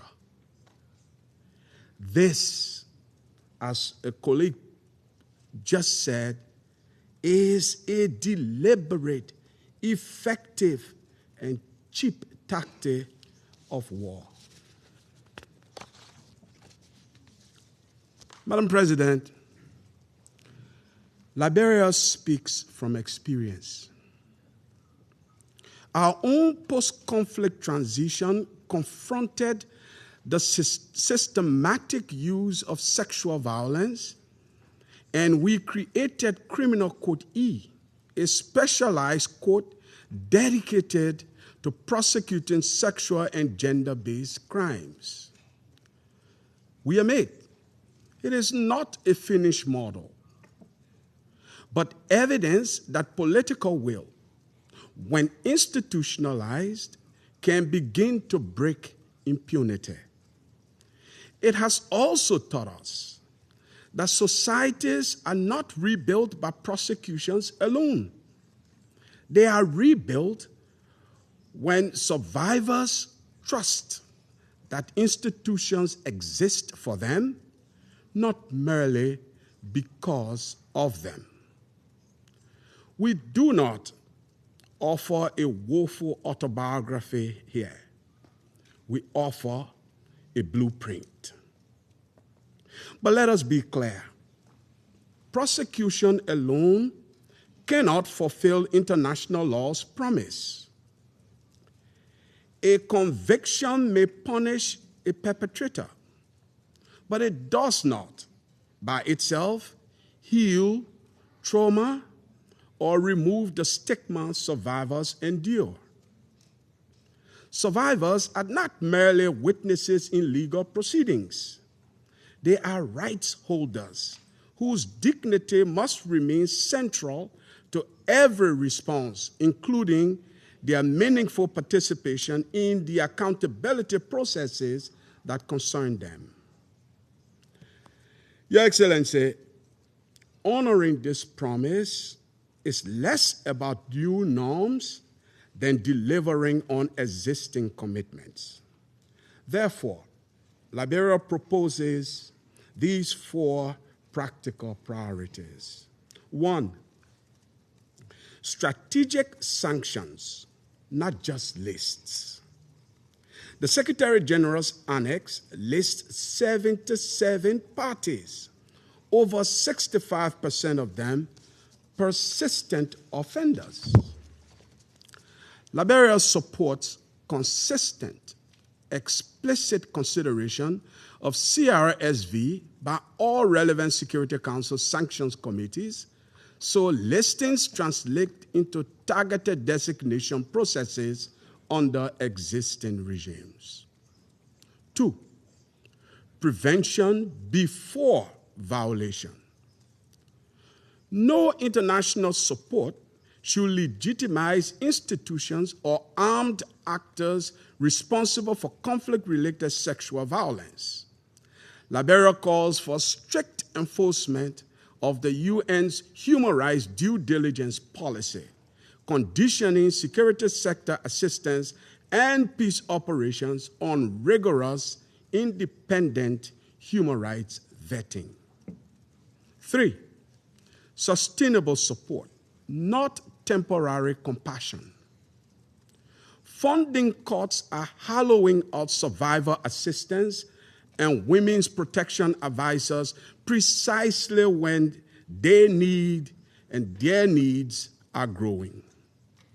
Liberia urges predictable, ring-fenced financing for the conflict-related sexual violence multi-partner trust fund, sustained investment in reparations and livelihoods for survivors, and stronger accountability for digital platforms that facilitate extortion and online abuse. 4, evidence as the foundation of justice. Where United Nations monitors are denied access, accountability becomes harder and survivors become less visible. This council should respond consistently whenever monitoring access is obstructed and protect the independence and security of the Special Representative's Office and all women's protection advisors.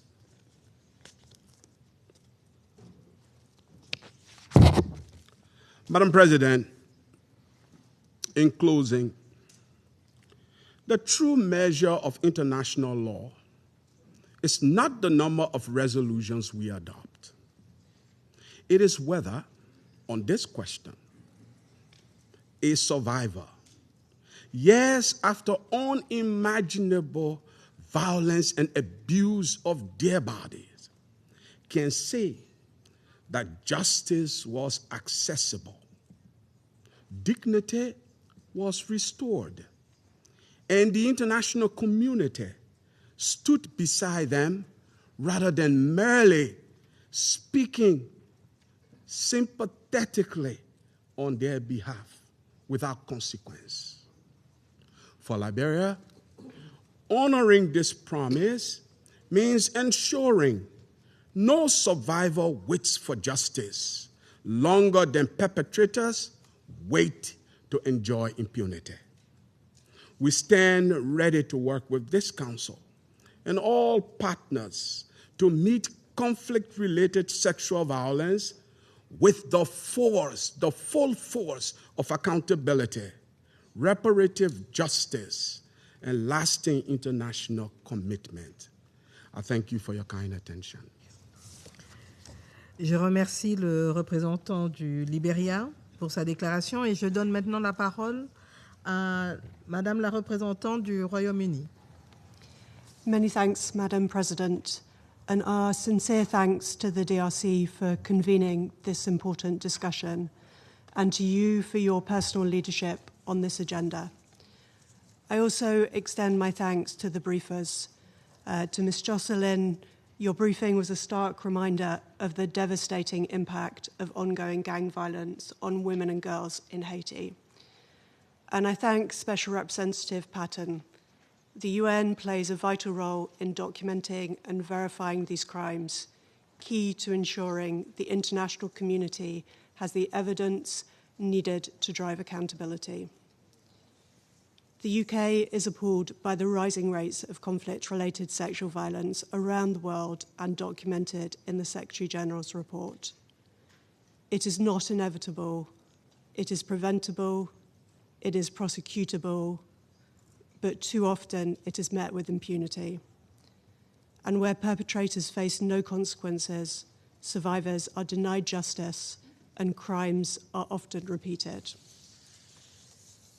In Sudan, a war is being waged on women's bodies, and the UK is gravely concerned by the widespread and systematic use of sexual violence. We support the Secretary-General's calls for accountability and unimpeded humanitarian access. The world failed the people of El Fasher, but we cannot allow the same to happen to those in El Obeid. The UK remains committed to supporting survivors, and this includes a package of over £26 million of support to enable access to medical services and psychosocial support. We condemn the sexual violence committed by Russian forces against Ukraine's civilians and prisoners of war documented in the Secretary-General's report. These crimes have been documented repeatedly over several years and demonstrate a clear and persistent pattern. Those responsible must be held to account. The UK will continue to support Ukrainian investigators and prosecutors in pursuing justice in line with international standards and survivor-centred approaches. We also condemn all conflict-related sexual violence documented in the Secretary-General's report in Israel and the occupied Palestinian territories. We remain appalled by the sexual violence committed by Hamas on the 7th of October and against hostages. There must be accountability for these crimes. But we are gravely concerned by the documented sexual violence perpetrated by Israeli forces against Palestinian detainees documented in the Secretary-General's report. And we urge Israel to thoroughly investigate conflict-related sexual violence, to hold perpetrators to account, and for detainees to be treated in line with international norms and standards. President, let me underline the importance of accountability and support for survivors. First, we must ensure survivors have a meaningful voice in the justice processes designed to serve them. Accountability is possible where there is political will and sustained international support. Second, we must ensure survivors, including children affected by or born of conflict-related sexual violence, have access to the protection and support they need to rebuild their lives. Only this will break the cycle of harm being passed from one generation to the next. President, addressing sexual violence has been a UK priority since the launching of the Preventing Sexual Violence in Conflict initiative more than a decade ago. Through this initiative and others, the UK has supported more than 55,000 survivors over the past year alone. And as my Foreign Secretary has said, conflict-related sexual violence must be confronted with renewed urgency and collective resolve. The test for this Council is to ensure these crimes are prevented, investigated, and prosecuted. Thank you, Madam President. Je remercie la représentante du Royaume-Uni pour sa déclaration et je donne maintenant la parole au représentant de la Chine. 谢谢主席。我欢迎图卢卡总理主持今天的会议，感谢帕森特别代表和乔瑟琳女士所做的通报。近年来，随着国际局势动荡加剧，冲突中的性暴力问题有所升温，妇女和女童是主要的受害者。将性暴力用作战争和恐怖主义手段，严重违反安理会相关决议和国际法，严重侵犯受害者尊严和基本权利，给每个人、每个家庭和社会带来长期的创伤。中方强烈谴责并坚决反对一切冲突中的性暴力，呼吁各国共同予以遏制和打击。我愿强调几点：第一，重建和平稳定是首要前提。冲突引发的社会动荡和法治缺位是性暴力犯罪滋生蔓延的土壤。只有实现和平稳定，才能从根源上遏制性暴力犯罪，并为司法和救助行动创造有利环境。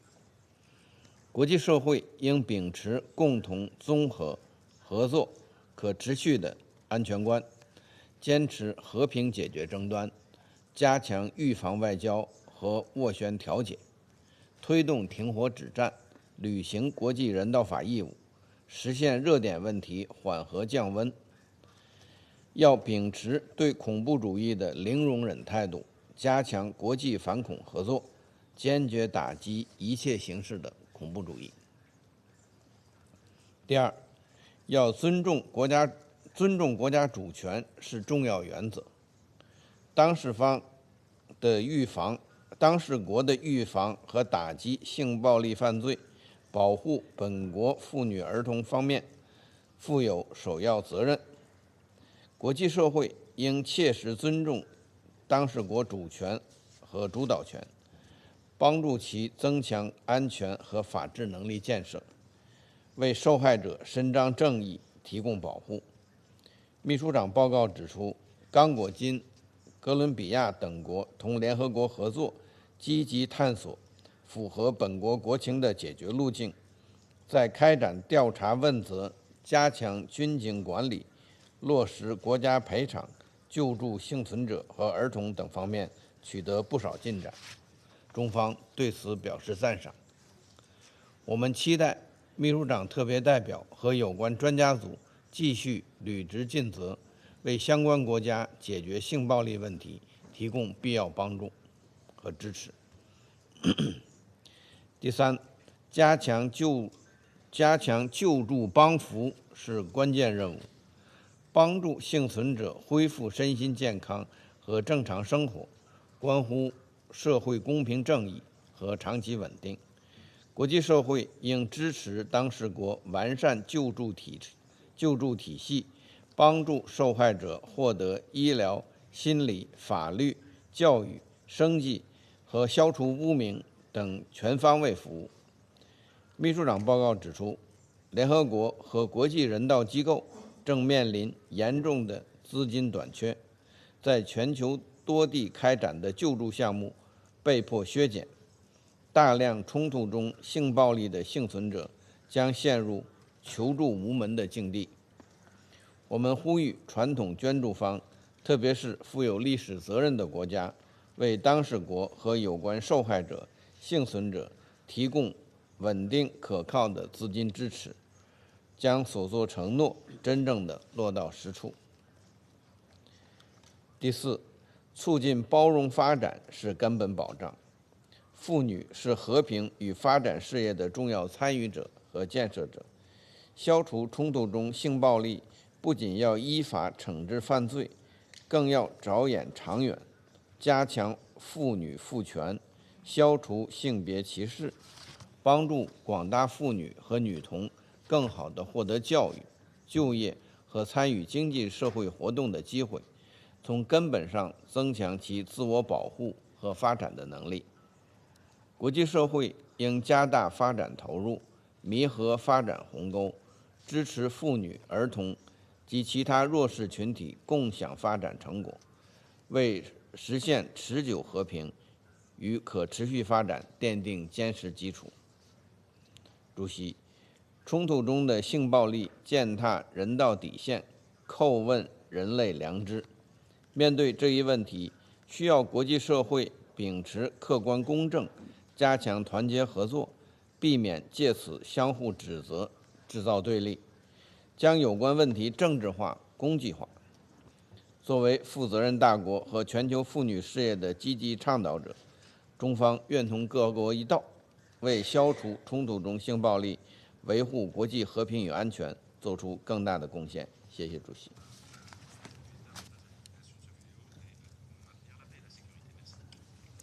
Je remercie le représentant de la Chine et je donne maintenant la parole à la représentante de la Grèce. Madame la Présidente, la Grèce vous remercie pour la convocation de ce débat dont la pertinence s'impose avec une gravité particulière. La Grèce tient également à remercier la représentante spéciale du secrétaire général, Madame Pramila Patten, pour son exposé détaillé, ainsi que Madame Carine Jocelyn pour son intervention alarmante. Nous réaffirmons notre soutien solide à la représentante spéciale du secrétaire général et à son mandat de publier des rapports factuels détaillant les actes de violence sexuelle liés au conflit dans le monde.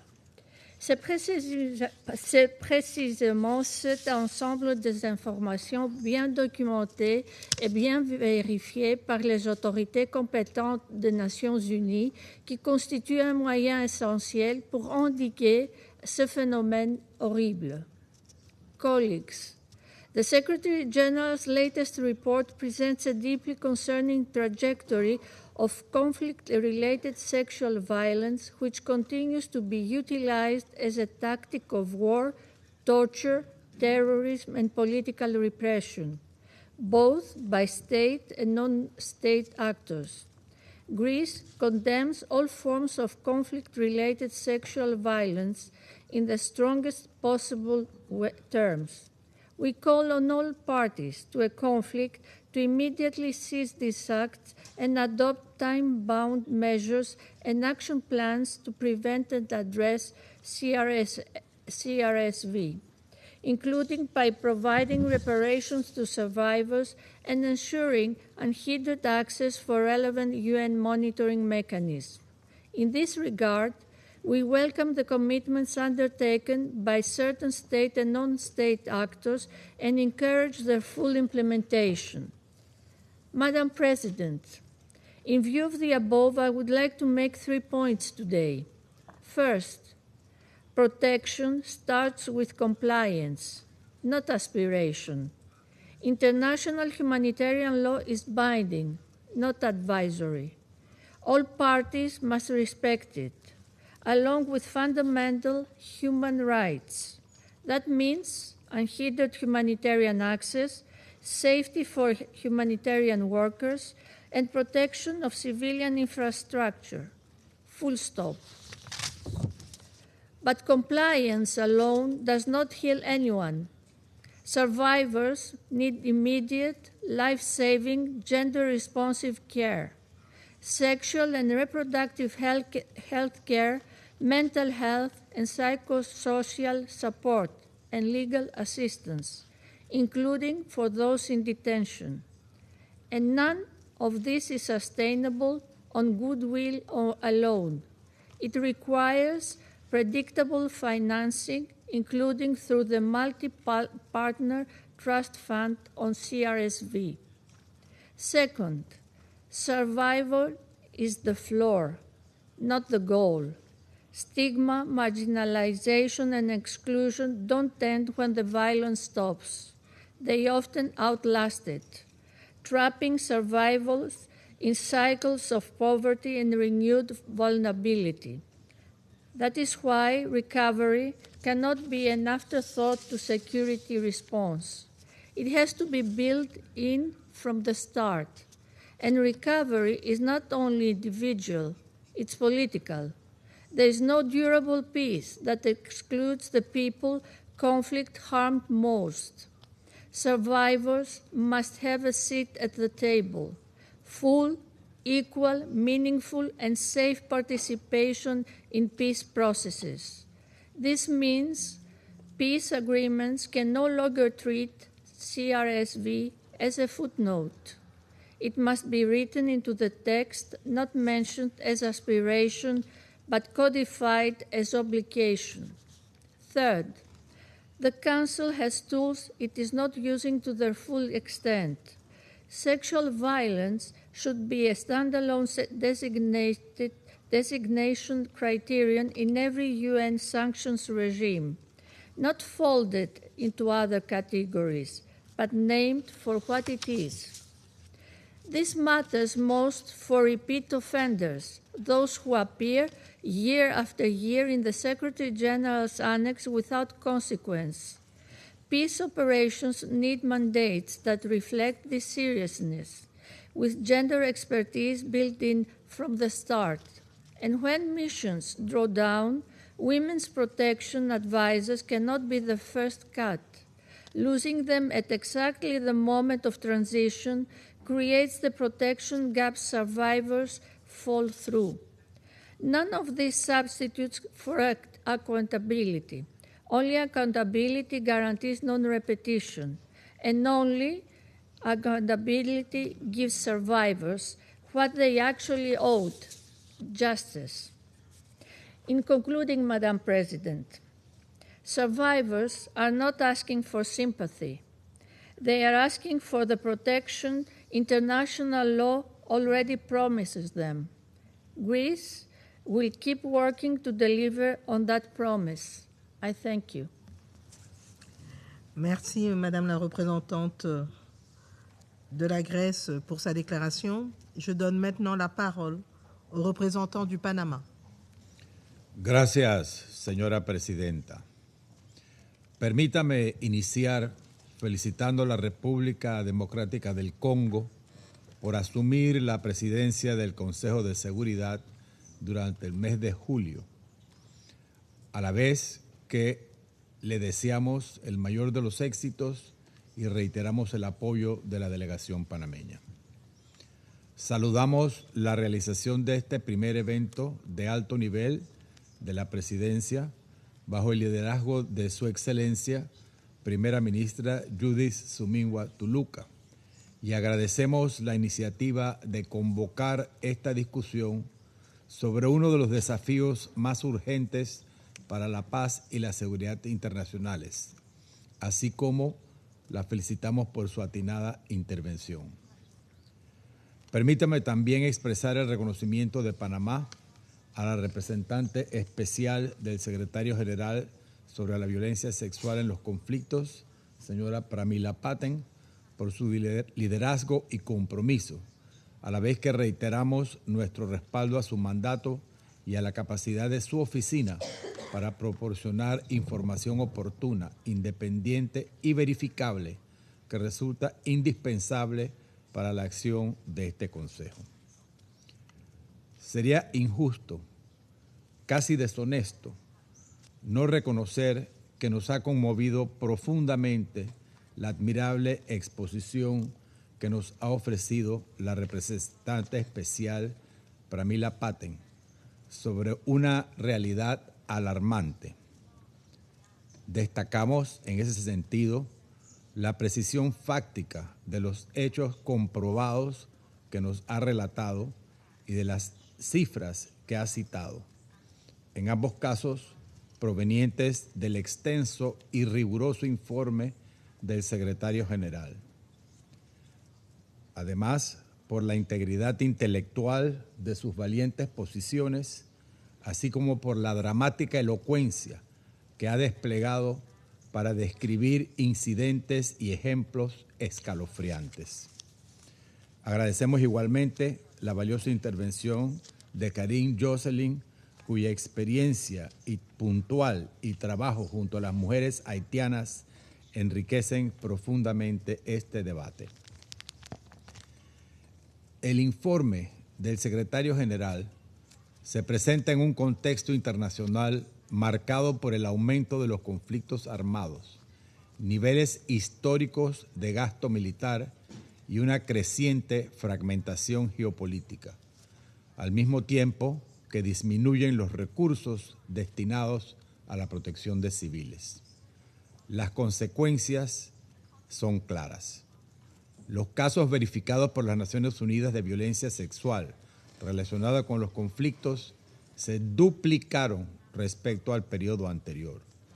Mujeres y niñas representaron el 88% de las víctimas verificadas, mientras que las mujeres desplazadas y los niños nacidos de violaciones continúan enfrentando estigmatización, exclusión y barreras para acceder a servicios esenciales.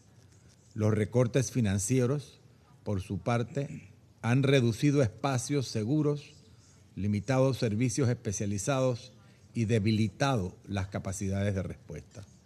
Las cifras son alarmantes, pero también lo es aquello que no alcanzamos a documentar.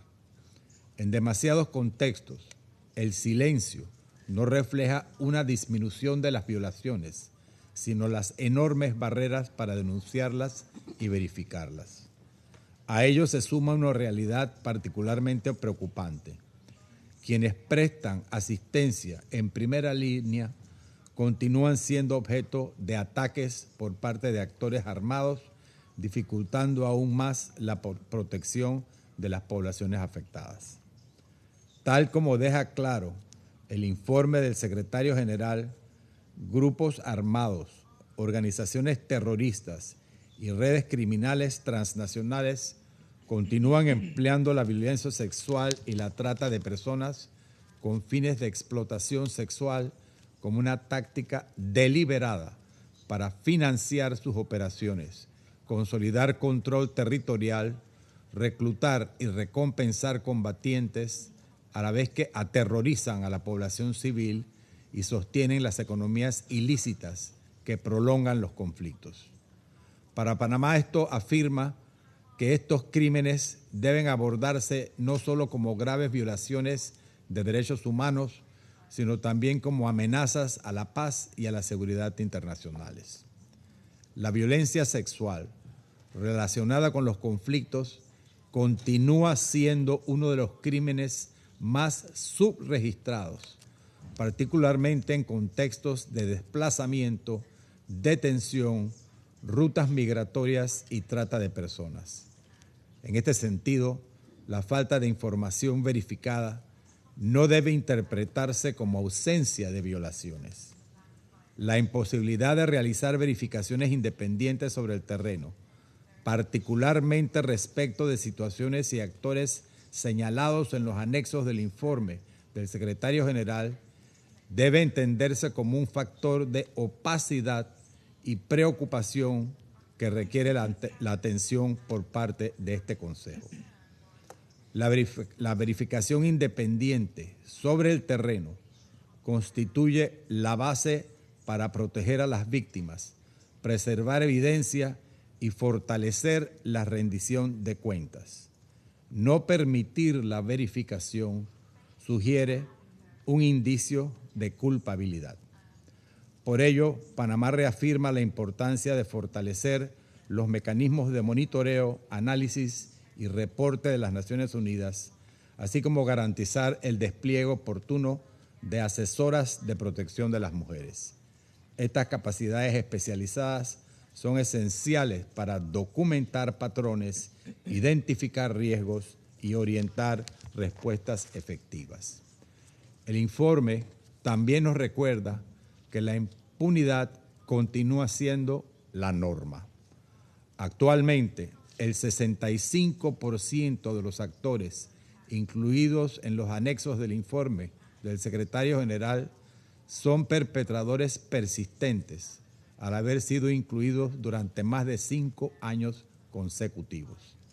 En este sentido, Panamá hace un llamado a todas las partes incluidas en los anexos del informe del secretario general a implementar medidas concretas y con plazos definidos para prevenir y poner fin a estas violaciones. Reconocemos el trabajo del Grupo de Acción de las Naciones Unidas contra la Violencia Sexual en los Conflictos, en fortalecer la coordinación entre los pilares humanitario, de desarrollo y consolidación de la paz, así como por apoyar respuestas integrales en contextos afectados por conflictos. Asimismo, destacamos el trabajo del equipo de expertos sobre el Estado de Derecho y la violencia sexual en los conflictos, cuya asistencia técnica continúa fortaleciendo las capacidades nacionales de investigación, documentación y justicia en los contextos afectados. Señora Presidenta, Panamá apoya el fortalecimiento de los mecanismos nacionales e internacionales de justicia, incluida la Corte Penal Internacional, cuando corresponda, así como un mayor uso de las herramientas disponibles por este Consejo, incluidos los regímenes de sanciones.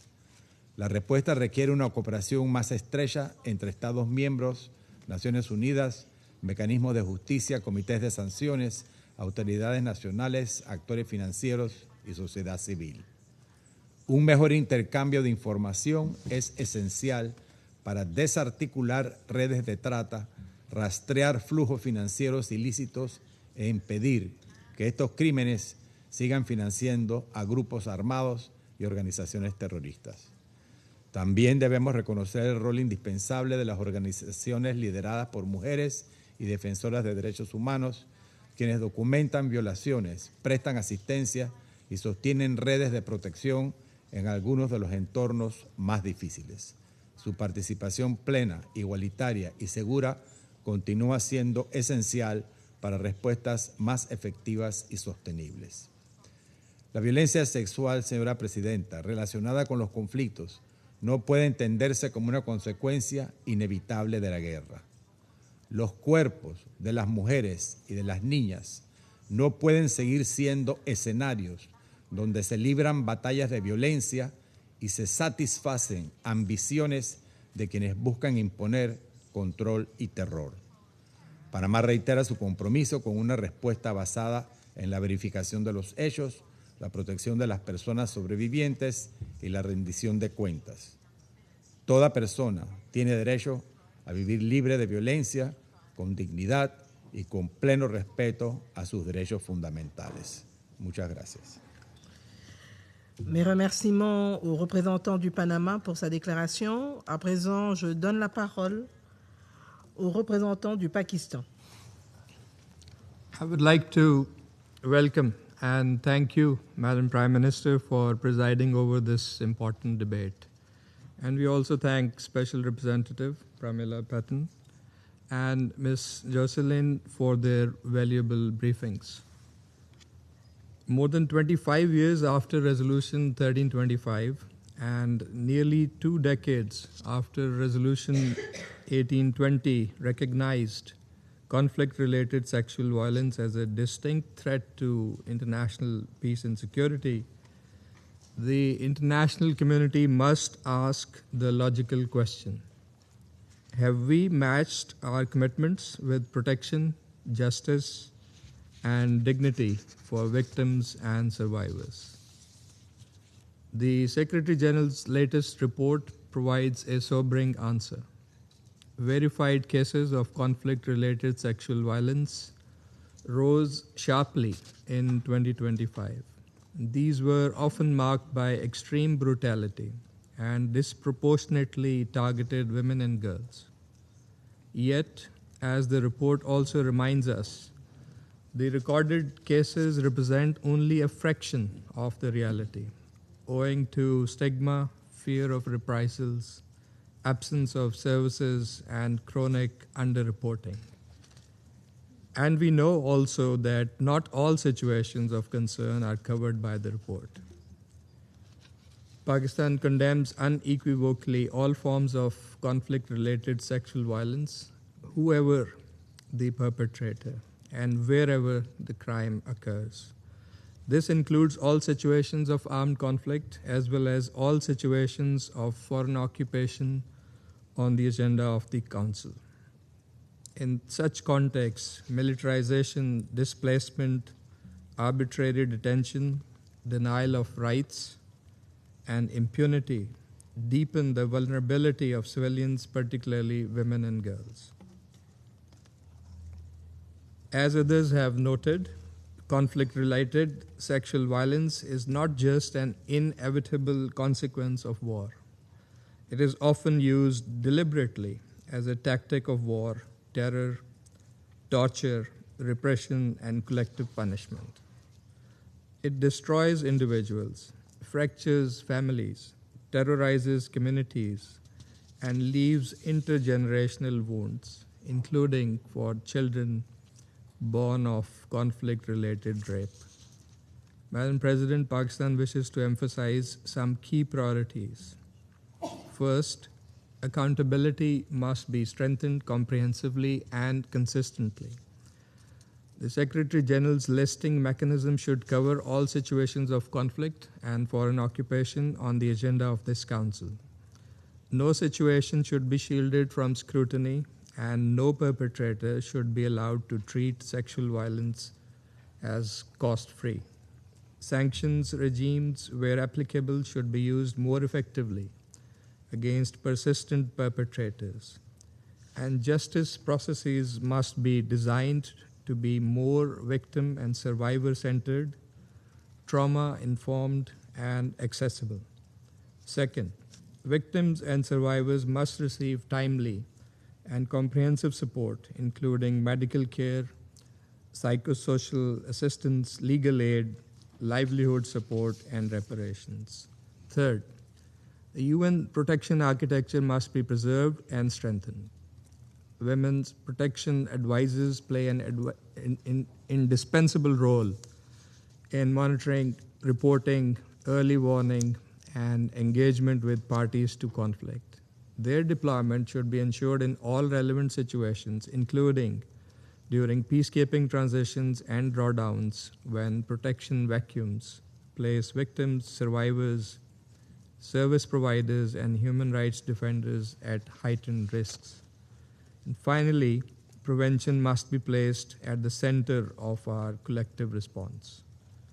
That requires compliance with international humanitarian law and international human rights law, meaningful participation of women in peace processes, early warning, sustained funding, responsible arms control, and above all, addressing the root causes of conflict, including foreign occupation and denial of the right to self-determination.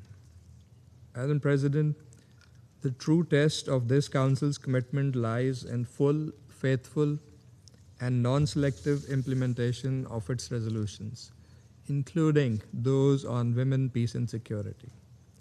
These resolutions carry clear obligations to prevent, protect, investigate, prosecute, and repair.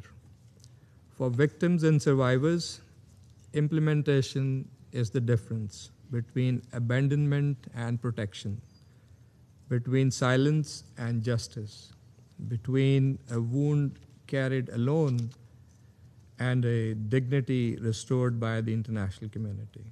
Pakistan remains committed to working with all member states to end impunity, uphold the dignity of victims and survivors, and ensure that conflict-related sexual violence is met not with silence or selectivity, but with protection, accountability, and justice.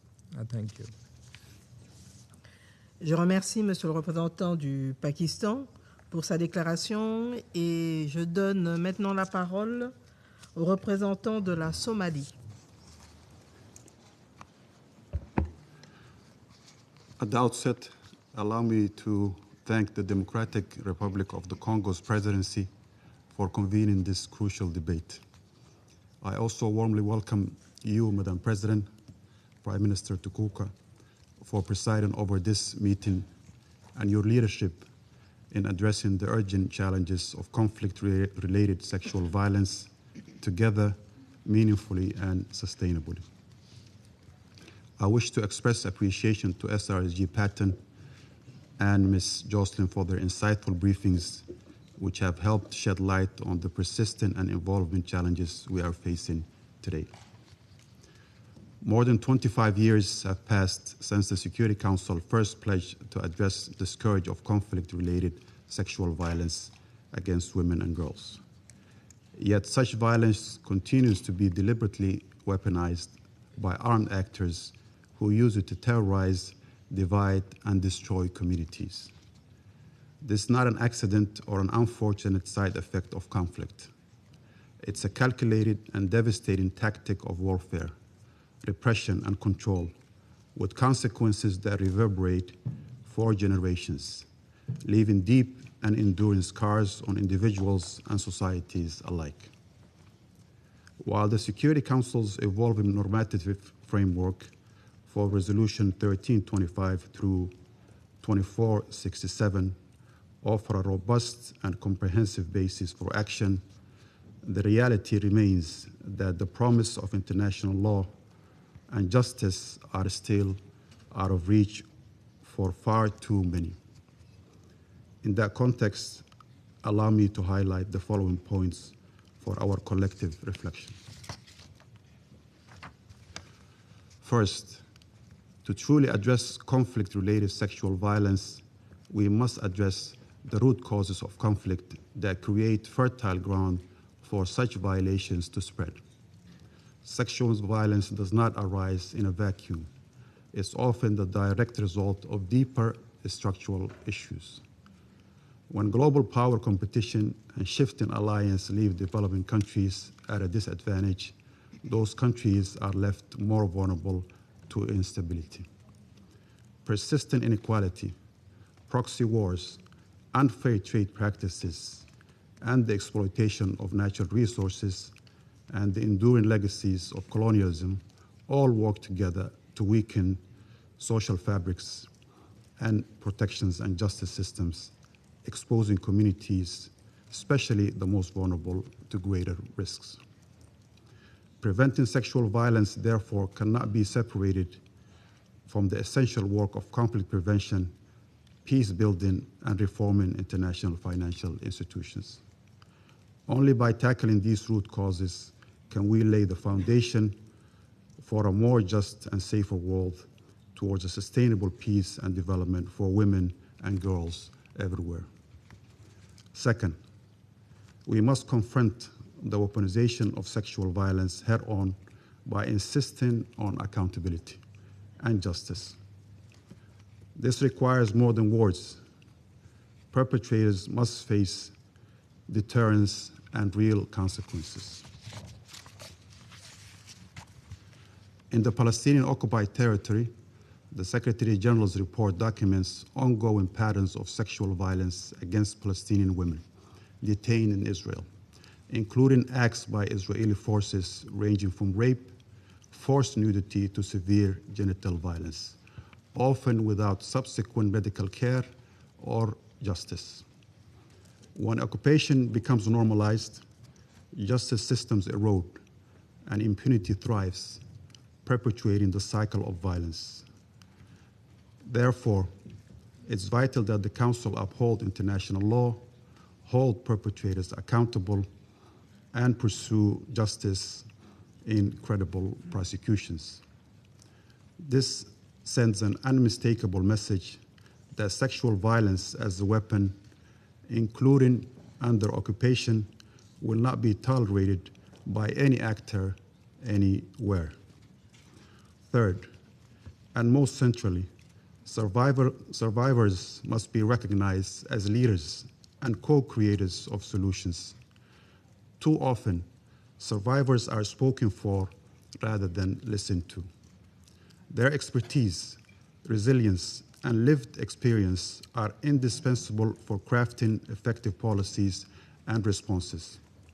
We must support survivor-led advocacy, ensuring their voices shape the design and implementation of programs, and provide the resources and the safe space they need to lead. Survivor-centered justice, transformative reparations, and inclusive policy processes are the foundation for meaningful progress. To conclude, Madam President, sexual violence as a weapon of conflict is a stain on our collective conscience. The promise of international law is not fulfilled in resolutions alone, but in the lived realities of the survivors. Our task is to match the wars with deeds and ensure that every survivor sees justice not as a distant hope, but as a tangible right. Let us honor the courage of the survivors and recommit together to delivering the protection, accountability, and support women and girls so urgently deserve. I thank you. Merci, Monsieur le représentant du Pakistan, non, de la Somalie, excusez-moi, pour sa déclaration. Je donne maintenant la parole au représentant de la Fédération de Russie. Уважаемая госпожа председатель, уважаемая госпожа премьер-министр, приветствуем ваше личное участие в инициированных Демократической Республикой Конго открытых дебатах по тематике сексуального насилия в конфликте. Признательны представителям гражданского общества за вклад в дискуссию. Сексуальное насилие в условиях вооруженных конфликтов – это чудовищное проявление жестокости, противоречащее основам нравственности и базовым гуманитарным принципам. Российская Федерация на систематической основе поддерживает международные усилия, направленные на защиту от него гражданского населения в зонах боевых действий, исходя из недопустимости двойных стандартов в этой сфере. Однако вынуждены констатировать, что такой подход не разделяют ни секретариат ООН, организация, которая призвана сохранять беспристрастность и нейтральность и выступать в качестве честного и заслуживающего доверия посредника, ни его глава, генеральный секретарь. Выводы тематического доклада, к сожалению, не отличаются объективностью и не способствуют решению проблемы роста числа жертв сексуального насилия. В первую очередь это обусловлено пробелами в методологии подготовленного документа. Его автор, госпожа Паттен, утверждает, что содержащиеся в нем сведения основаны на информации, прошедшей проверку ООН, забывая при этом упомянуть, что ее собственный офис не имеет непосредственного отношения к процессу верификации. В действительности он слепо доверяет информации, подготовленной другими структурами системы ООН, многие из которых уже давно подорвали доверие к себе, также опираясь на ангажированные сведения. Таким образом, спецпредставитель пренебрегает тем, что резолюции Совета Безопасности, определяющие ее мандат, не предусматривают передачу функций по сбору, установлению и проверке фактов подразделениям, не наделенным соответствующими полномочиями. При этом офис, строящий свои выводы на чужих материалах, отказывается принимать во внимание сведения из альтернативных источников, включая официальные правительственные данные. Эта методологическая порочность и избирательность в оценках применительно к конкретным страновым ситуациям носят системный характер и отчетливо прослеживаются на примере целого ряда досье. Так, авторы документа признают, что подавляющее большинство актов сексуального насилия совершаются негосударственными субъектами. Показательный пример – ситуация в Гаити. Доклад констатирует увеличение масштабов нарушений со стороны местных банд за отчетный период. Тем не менее, в него с легкостью вносятся законные правительства, демонстрирующие реальную приверженность международному праву и открытость к взаимодействию со Всемирной организацией. Так, в апреле 2025 года правительство Судана сделало важный шаг, подписав с ООН обновленную рамочную договоренность о сотрудничестве в деле предотвращения сексуального насилия и реагирования на него. Это не просто символический жест, а конкретные действия на земле, во взаимодействии с ООНовскими структурами. А каков результат? Судан по-прежнему фигурирует в списках наравне с мятежниками, а выводы в отношении него строятся на ангажированных материалах так называемой независимой международной миссии по установлению фактов в Судане, чья легитимность, в отличие от правительства этой страны, чрезвычайно сомнительна. Предвзятость мы видим и в случае с досье с Мьянмой.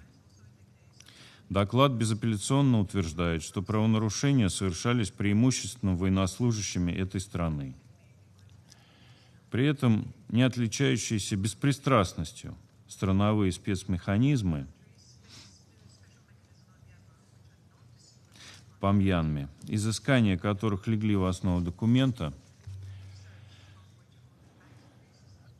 традиционно не заметили чудовищные преступления, совершаемые террористическими группировками.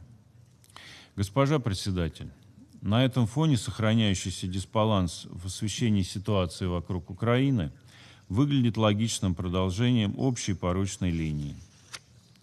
Значительная часть материалов опирается на данные так называемой международной независимой комиссии по расследованию событий на Украине и наблюдательной миссии ООН по правам человека на Украине, открыто демонстрирующих свою антироссийскую ангажированность. Примечательно, что данные структуры не просто передают подобные сведения, но и демонстрируют гордость за проделанную работу, подробно представляя ее результаты как в тематических докладах Генсекретаря, так и в отчетах Управления Верховного комиссара ООН по правам человека. В этой связи многочисленные преступления ВСУ в докладе остаются, мягко говоря, на периферии внимания, а в черном списке оказываются соблюдающие нормы международного гуманитарного права российские военнослужащие. Крупнейшими донорами данной деятельности этой структуры ожидаемо являются европейские страны. Согласно только открытым данным из доклада ВКПЧ за 2025 год, Швеция потратила на нее почти 30 миллионов долларов, Германия 29 миллионов, Норвегия 23 миллиона, Нидерланды 20 миллионов, Великобритания, Швейцария и Дания более 10 миллионов. Можно перечислять и дальше, в первой тридцатке западные страны. Таким образом, именно они являются заказчиками поставляемой информации. Стоит ли этому удивляться? Вызывает также сожаление, что сегодня ряд членов безопасности, включая Великобританию, Францию и Латвию, лишь перепевают эти сведения в угоду политической повестке, будучи неспособными сделать самостоятельный вклад в дискуссию по существу. Но и это для нас не сюрприз. Возникают вопросы о том, знают ли налогоплательщики этих стран, что десятки миллионов долларов идут на фальсификацию данных о преступлениях российских военных, в то время как сами люди в этих странах регулярно сталкиваются с трудностями, нарушениями прав человека и трудностями в реализации их базовых социальных прав, включая доступ к качественному здравоохранению и образованию как для мигрантов, так и в ряде случаев для собственных граждан. Напомним, что мы неоднократно запрашивали конкретную информацию, необходимую для проверки выдвигаемых обвинений, сведения о времени и месте инцидентов, данные о предполагаемых потерпевших и виновниках, а также иные материалы, способные придать этим утверждениям хоть какой-то предметный характер. Однако все наши обращения остаются без содержательного ответа. Вопреки сегодняшним громким заявлениям госпожи Паттен, такая практика демонстрирует неготовность к открытому и профессиональному взаимодействию с государствами, без которого невозможно обеспечить ни объективность оценок, ни доверие к их результатам. Между тем, сексуальное насилие систематически применяется украинскими военнослужащими и сотрудниками органов безопасности еще с момента антиконституционного государственного переворота в 2014 году. У ВКПЧ, отнюдь не отличающийся симпатиями к России, Комитетом ООН против пыток, Комитетом ООН по правам человека, российскими судами и, в конце концов, украинским военным омбудсменом были зафиксированы изнасилования, в том числе групповые, случаи поражения гениталий электрическим током и кастрации. Весь арсенал чудовищных издевательств применяется теперь украинской стороной к участникам специальной военной операции. Свидетельства выбравшихся из украинского плена повергают в шок. Сексуальному насилию подвергаются не только военнопленные, но и гражданское население. Мы уже неоднократно привлекали внимание к трагедии в селе Русское Поречное в Суджанском районе Курской области 19 января 2025 года после освобождения территории, ранее захваченной украинскими боевиками.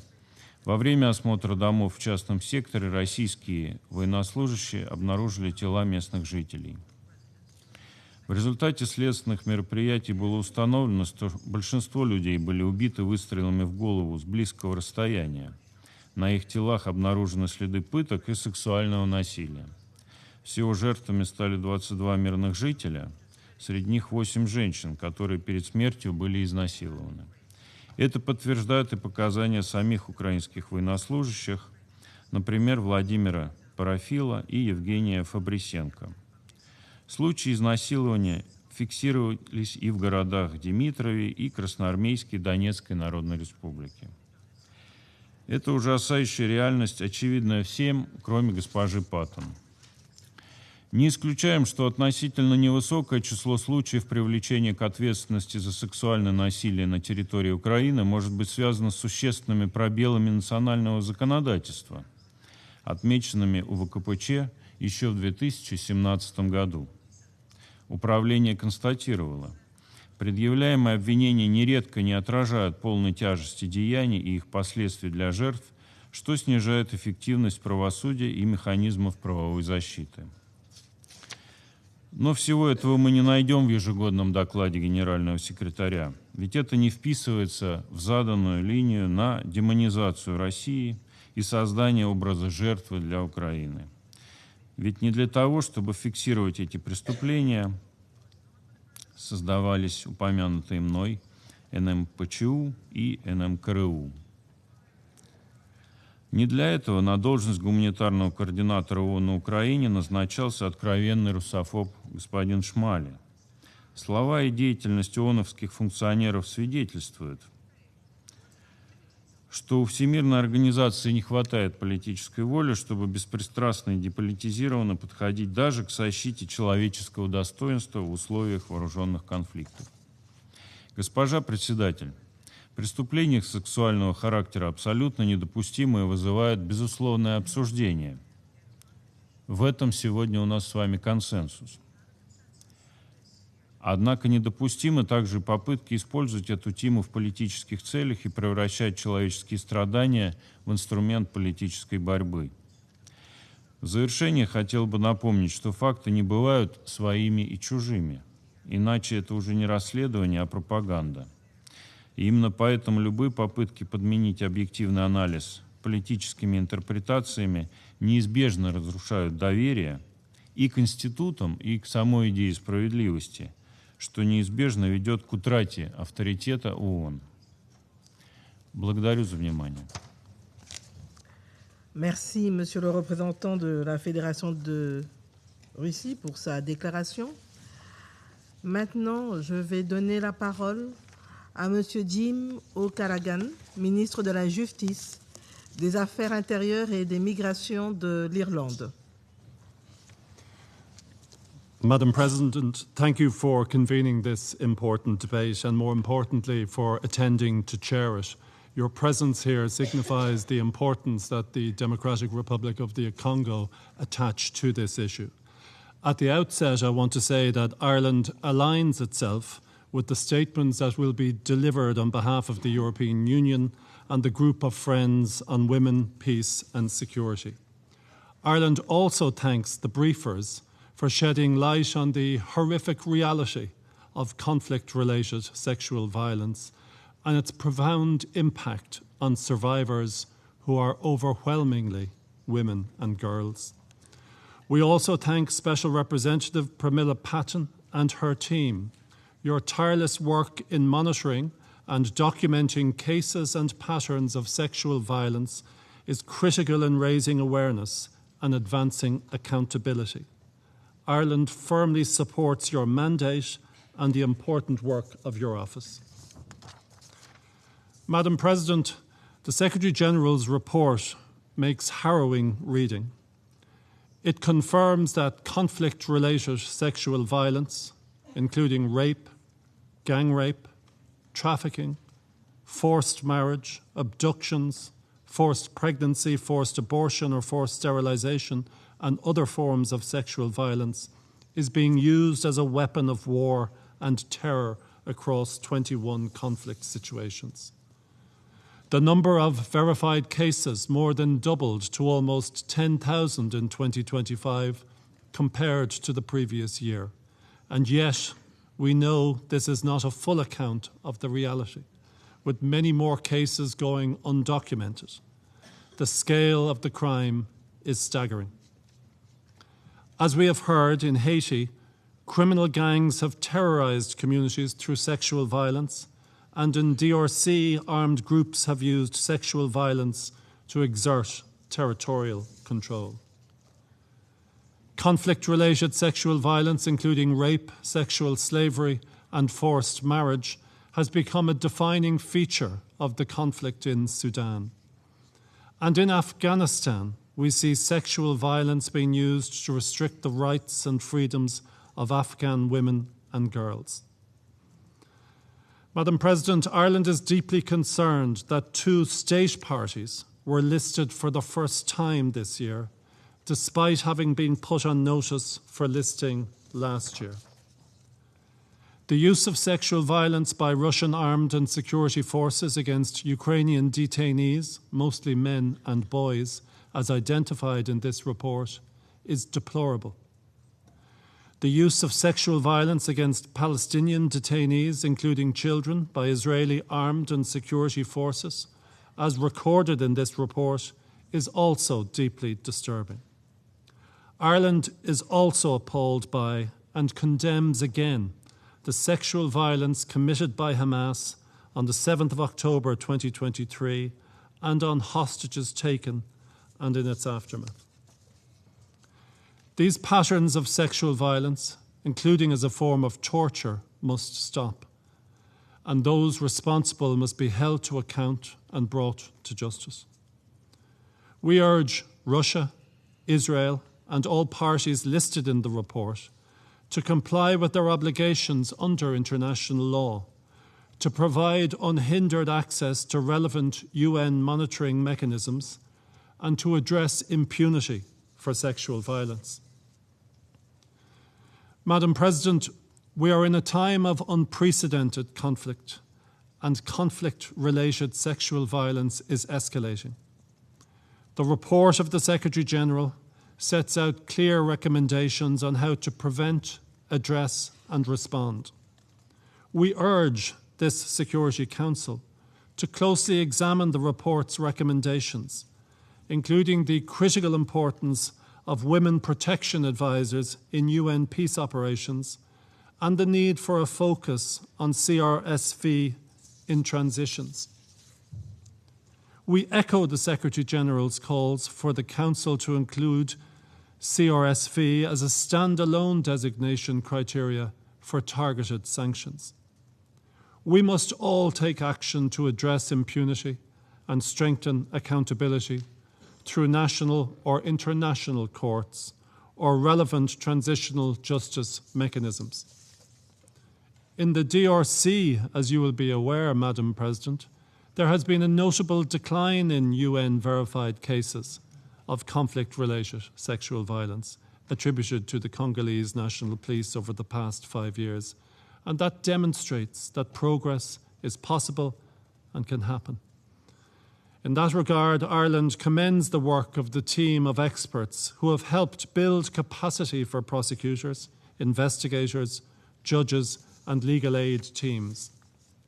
We must also address the underfunding of UN action on sexual violence in conflict and better support the mandate of the Office of the Special Representative. Finally, we must keep in mind that survivors are not a homogeneous group. While the overwhelming majority are women and girls, men and boys are also targeted, as well as lesbian and gay people. We must therefore take a survivor-centred approach, which ensures their access to urgent and life-saving services, including sexual and reproductive health services. This work is so often delivered by women-led organisations, and we reiterate our support for their vital work. Madam President, survivors of conflict-related sexual violence around the world deserve justice. Let us renew our commitment to the basic values of prevention, accountability, and justice. Thank you very much. Mes remerciements à Monsieur le ministre O'Callaghan pour sa déclaration. Maintenant, je vais donner la parole au représentant du Portugal. Merci, Madame la Présidente. Le Portugal remercie la République démocratique du Congo pour cette importante initiative. We also thank SRSG Pramila Patten for her accurate work and the briefers for their powerful testimony. The message before us is clear. Conflict-related sexual violence is not incidental. It is not collateral. It's not inevitable. It is used deliberately as a tactic of war, terror, and torture. It destroys lives, fractures communities, and leaves trauma that can outlast war itself. The Secretary General report, there's no other way to say it, is alarming. Verified cases rose sharply in 2025. They were marked by extreme brutality, overwhelmingly targeted women and girls, and remain chronically underreported. This is a test to our collective credibility. Each survivor has a right to protection, care, justice, and dignity. International law and Security Council resolutions are clear. These crimes are prohibited. The promise exists. Our duty is to make it real. This requires, in our view, three priorities. First, accountability. Conflict-related sexual violence must not go unpunished. Those who commit, order, enable, or tolerate these crimes must be investigated and prosecuted. Chains of command matter. Impunity fuels repetition. Justice must not depend on geography, rank, or power. Where national systems cannot act, international mechanisms remain essential, including the ICC. The Security Council must use its tools more consistently. Sanctions should target persistent perpetrators. Listing must have consequences. Second, protection and support. Survivor-centered justice means more than trials. It means medical care, psychosocial support, legal assistance, sexual and reproductive health services, safe reporting, reparations, reintegration, and economic security. It also means fighting stigma, including that of children born of rape. Women-led organizations, local responders, human rights defenders, health workers, and justice actors are often the first line of support. They need protection, resources, and political backing. Third, participation. Survivors are not passive recipients of assistance. They are agents of justice, recovery, and change. Their voices must shape policies, peace processes, accountability, and reparations. The Women, Peace and Security agenda is central. Portugal's newest National Action Plan on WPS reflects this conviction, placing conflict-related sexual violence at the center of our external action. Madam President, law must mean protection before violation occurs. Law must mean justice when crimes are committed. And law must mean dignity for every survivor without stigma, discrimination, or delay. As Portugal prepares to take its seat in this chamber in 27-28, this will remain one of our firm commitments. I thank you for your attention. Merci, Monsieur le représentant du Portugal, pour sa déclaration. Je donne maintenant la parole au représentant de la Suisse. Madame la Présidente, la Suisse vous remercie pour l'organisation de cet important débat et s'aligner sur la déclaration qui sera prononcée par le groupe des Amis Femmes, Paix et Sécurité. Le rapport du secrétaire général est sans équivoque. Les violences sexuelles liées au conflit continuent d'augmenter, tandis que les conflits se multiplient et se prolongent.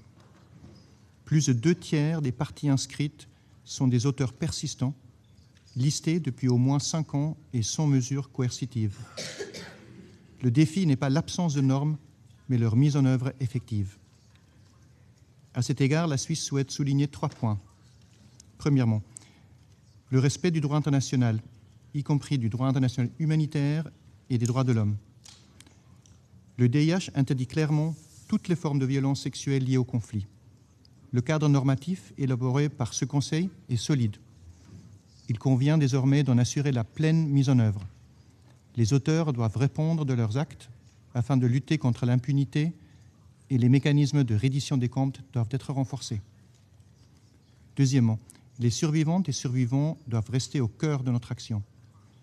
Ils doivent bénéficier d'un accès rapide à des services médicaux, psychosociaux, juridiques et socio-économiques de qualité, y compris aux services de santé sexuelle et reproductive, ainsi qu'à la justice et aux réparations. Les enfants nés de violences sexuelles liées au conflit, souvent oubliés, doivent également être pris en compte. Les contraintes financières actuelles ne doivent pas remettre en cause ces services essentiels.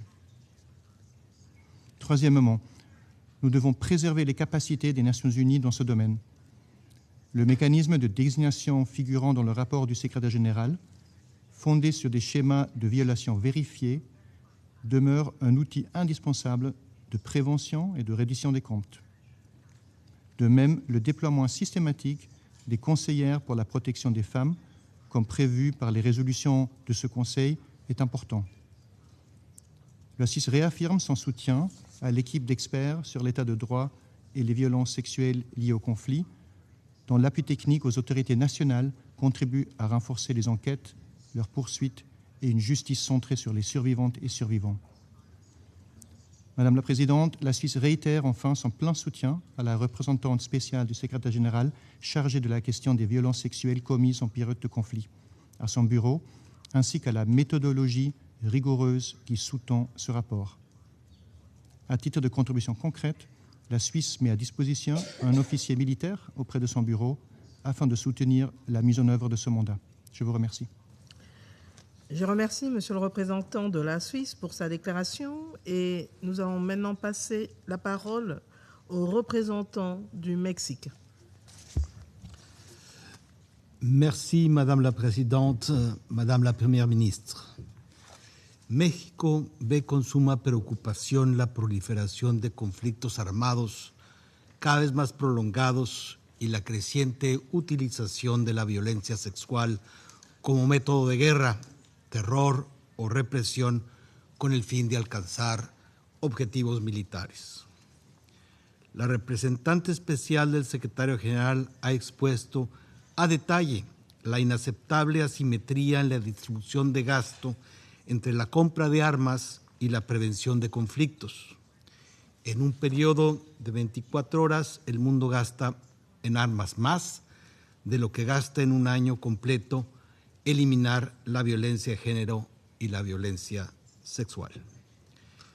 México hace un llamado a las partes en conflicto a respetar plenamente el derecho internacional, incluido el derecho internacional humanitario y el derecho internacional de los derechos humanos.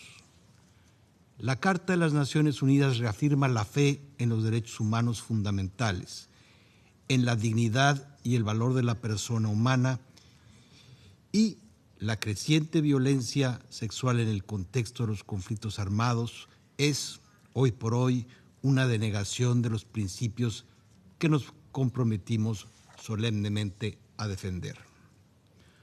Los conflictos armados, señora Presidenta, tienen efectos devastadores para la población civil y en especial para las mujeres. Con frecuencia, las mujeres representan, junto con sus hijos e hijas, la mayor parte de las poblaciones desplazadas y personas refugiadas. En las guerras se utilizan tácticas dirigidas contra las mujeres con la violencia sexual, pero también con el feminicidio, las formas modernas de esclavitud y la trata de personas con fines de explotación sexual. Para garantizar respuestas efectivas es indispensable emplear enfoques y respuestas innovadoras, priorizando los derechos y garantizando la provisión y acceso a la reparación, la justicia, y así como los servicios médicos, incluyendo los centrados en los derechos y en la salud sexual y reproductiva, la salud mental y el apoyo psicosocial. Con esta visión, señora Presidenta, México propone 3 acciones para fortalecer la respuesta en el combate a la violencia sexual y otros delitos conexos en contextos de conflicto armado. Primera, el combate a la impunidad y la mejora de mecanismos de rendición de cuentas, exigiendo a las partes en conflicto el cumplimiento de sus obligaciones bajo el derecho internacional humanitario y promoviendo arreglos formables y verificables y con plazos definidos. Mientras los perpetradores permanezcan impunes, las víctimas seguirán estando en condiciones de vulnerabilidad. Segunda, el despliegue operativo de personas asesoras de protección de las mujeres en las operaciones de mantenimiento de la paz para fortalecer la respuesta frente a esta violencia con monitoreo, presentación de informes, investigaciones y asistencia directa a quienes sobreviven. El mandato de las asesoras y de los asesores es necesario para trabajar con organizaciones y redes locales de mujeres que tienen un acercamiento importante con sobrevivientes. Tercera, la vinculación del desarme con la prevención mediante la adopción de legislación y políticas nacionales de control de armas pequeñas y ligeras y gestión de municiones que incorporen la perspectiva interseccional de género. Lo anterior ante la evidencia de que la disponibilidad y circulación ilícita de armas puede facilitar las comisiones de violaciones del derecho internacional humanitario y en determinadas circunstancias crímenes internacionales, incluida la violencia sexual relacionada con los conflictos. Señora Presidenta, para concluir, México reitera que es indispensable atacar las causas estructurales de la violencia sexual desde sus raíces. Me refiero a las prácticas patriarcales y a todas las manifestaciones de la violencia de género cuyo uso incrementa la vulnerabilidad de mujeres, adolescencias e infancias en los contextos de conflicto armado. Muchas gracias. Merci, Madame la Présidente. Merci, Monsieur le représentant du Mexique, pour sa déclaration. À présent, nous allons donner la parole au représentant de l'Égypte. السيد الرئيس، نرحب بتواجدكم معنا اليوم في رئاسة هذه الجلسة، وتتقدم مصر بالشكر لجمهورية الكونغو الديمقراطية على الدعوة لهذا النقاش المفتوح الهام، وتعرب كذلك عن تقديرها لإحاطات الممثلة الخاصة للسكرتير العام المعنية بالعنف الجنسي في حالات النزاع وممثلة المجتمع المدني. تؤكد مصر إدانتها القاطعة لاستخدام العنف الجنسي كسلاح في النزاعات أو كأداة للإرهاب أو التعذيب أو الإذلال أو التهجير القسري. وتشدد مصر على أن هذه الجرائم تمثل انتهاكاً صارخاً للقانون الدولي الإنساني والقانون الدولي لحقوق الإنسان، ولا يجوز التعامل معها باعتبارها آثاراً جانبية للنزاعات، بل كجرائم جسيمة تستوجب المساءلة والمحاسبة وعدم الإفلات من العقاب. وترى مصر أن جوهر أي مقاربة جادة للتعامل مع العنف الجنسي المرتبط بالنزاعات يجب أن يستند إلى 3 عناصر رئيسية: الوقاية، المساءلة، والاستجابة الشاملة للناجين والناجيات. ويشمل ذلك ضمان الوصول إلى الخدمات الطبية والنفسية والاجتماعية والقانونية، وتوفير سبل الإنصاف وجبر الضرر، ودعم إعادة الدمج، مع مراعاة الاحتياجات الخاصة للأطفال المولودين نتيجة للاغتصاب في النزاعات. السيد الرئيس، لقد دعمت مصر على مدار السنوات أجندة المرأة والسلم والأمن، بما في ذلك من خلال مشاركتها الفاعلة في عمليات حفظ السلام وتعزيز مشاركة المرأة في المكونات العسكرية والشرطية، ودعم بناء قدرات الدول خاصة في إفريقيا في مجالات منع النزاعات وبناء السلام وحماية المدنيين. كما تؤمن مصر بأن التصدي للعنف الجنسي في النزاعات يتطلب مؤسسات وطنية قوية وعدالة فعالة ونظما وطنية قادرة على حماية الناجين وملاحقة الجناه في إطار الاحترام الكامل للسيادة والملكية الوطنية. وفي هذا السياق تؤكد مصر أهمية دور عمليات السلام الأممية في الرصد والإبلاغ والحماية، لا سيما من خلال مستشاري حماية المرأة في هذه العمليات، مع ضرورة ضمان ألا تؤدي عمليات الانتقالية أو الانسحاب لهذه البعثات أو هذه العمليات أو تخفيض مواردها إلى خلق فراغات أمنية أو خدمية يستغلها مرتكبو هذه الجرائم. كما تشدد مصر على ضرورة توفير التمويل الكافي لهذه الولاية، أي ولاية حماية المرأة في بعثات الأمم المتحدة لحفظ السلام، وعدم السماح للأزمة المالية التي تمر بها الأمم المتحدة حالياً بأن تؤدي إلى إضعاف حماية النساء والفتيات في مناطق النزاع. السيد الرئيس، إن مصداقية المنظومة الدولية في مواجهة العنف الجنسي والمرتبط بالنزاعات تتطلب تطبيقاً متسقاً وغير انتقائي للمعايير الدولية. وفي هذا الصدد تؤكد مصر أهمية إدراج جميع الأطراف التي ترتكب هذه الانتهاكات على القوائم والمرفقات ذات الصلة بتقارير السكرتير العام دون استثناء أو ازدواجية في المعايير، بما في ذلك إدراج إسرائيل في القائمة السوداء للأمم المتحدة على خلفية الانتهاكات الجسيمة المرتكبة ضد الشعب الفلسطيني، بما فيها الانتهاكات الموثقة ذات الصلة بالعنف الجنسي والاعتداءات المهنية المهينة للكرامة في سياق العدوان على الأراضي الفلسطينية المحتلة.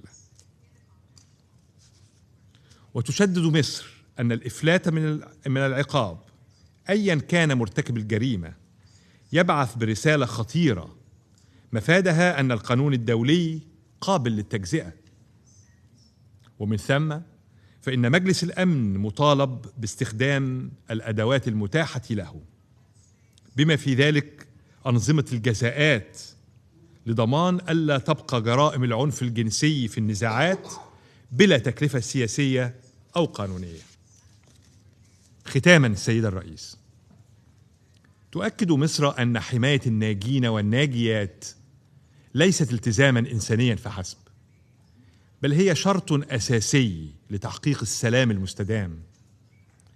ولن يكون هناك سلاماً حقيقياً دون عدالة ودون مساءلة ودون إنصاف للضحايا ودون احترام كامل وغير انتقائي لأحكام القانون الدولي.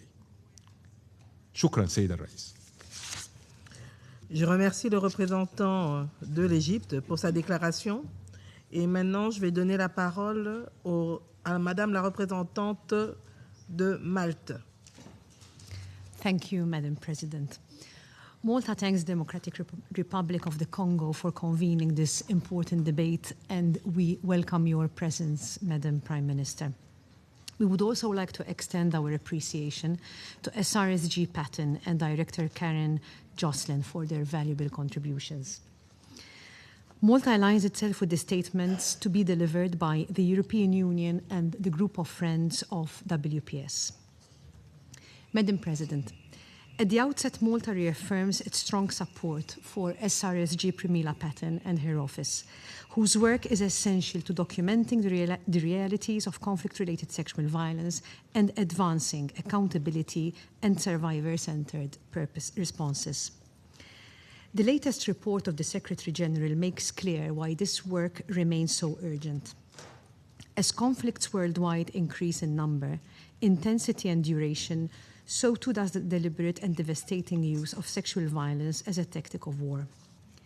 Malta is deeply alarmed by the sharp rise in both the scale and severity of conflict-related sexual violence documented in the report. We condemn all forms of sexual violence, irrespective of where they occur or the country, group, or individual responsible for them. We call on all parties listed in the Secretary General's report to seize all forms of SRSV in compliance with international humanitarian and human rights law, and to cooperate with relevant national and international investigative mechanisms. We are equally concerned at the increased targeting of women and girls in conflict. Women and girls often bear the harshest impact of sexual violence, with lasting physical, psychological, and social harm for individuals, families, and communities. We therefore call for gender-responsive approaches to be embedded in all actions aimed at preventing and ending conflict-related sexual violence, ensuring the specific needs, rights, and voices of women and girls are placed at the center of every response. Yet for too many survivors, justice remains elusive. While access to essential life-saving services is still out of reach. This underscores the urgent need for accountability. Ending impunity for sexual violence is a legal and moral imperative for all states, and survivors must be able to access justice without fear of stigma, retaliation, or further harm. This requires adequately resourced, independent, and survivor-centered investigations and prosecutions, as well as access to reparations, legal assistance, and protection services that uphold survivors' dignity, rights, and agency. President, during Malta's Security Council presidency in April 2024, we played CRSV at the heart of our agenda and chaired the annual open debate, which focused on how to prevent CRSV through disarmament and gender-responsive arms control. We also underscored the importance of inclusive participation, ensuring the safe engagement of women civil society briefers, and advocated for stronger accountability, including through the use of targeted sanctions against perpetrators of conflict-related sexual violence. In the same year, the Council reinforced the recognition of sexual violence as both a security threat and a tactic of terror, making conflict-related sexual violence a listing criterion within the ISL Al-Qaeda sanctions regime. More recently, Malta adopted its second National Action Plan on WPS, which translates our commitment on CRSV into concrete action. Under this National Action Plan, Malta is enhancing capacity-building efforts by identifying and providing training on WPS, including the prevention of and response to conflict-related sexual violence for diplomats and military personnel, including prior to deployment. Through these efforts, Malta seeks to strengthen awareness, improve preparedness, and contribute to international efforts aimed at preventing and ultimately eliminating conflict-related sexual violence. As a proud member of the International Alliance on Preventing Sexual Violence in Conflict, Malta remains committed to advancing all aspects of this agenda. President, in conclusion, the time for commitments alone has passed. We urge member states, parties to conflict, and international actors to translate words into concrete action, to prevent conflict-related sexual violence, to hold perpetrators accountable, and guarantee survivors access to justice and comprehensive survivor-centered services. I thank you. Merci à la représentante de Malte pour sa déclaration. Mesdames et messieurs, il reste un certain nombre d'orateurs inscrits sur ma liste pour la présente séance. Si les membres du Conseil sont d'accord, je me propose de suspendre la séance jusqu'à 15 heures. La séance est suspendue, reprise à 15 heures.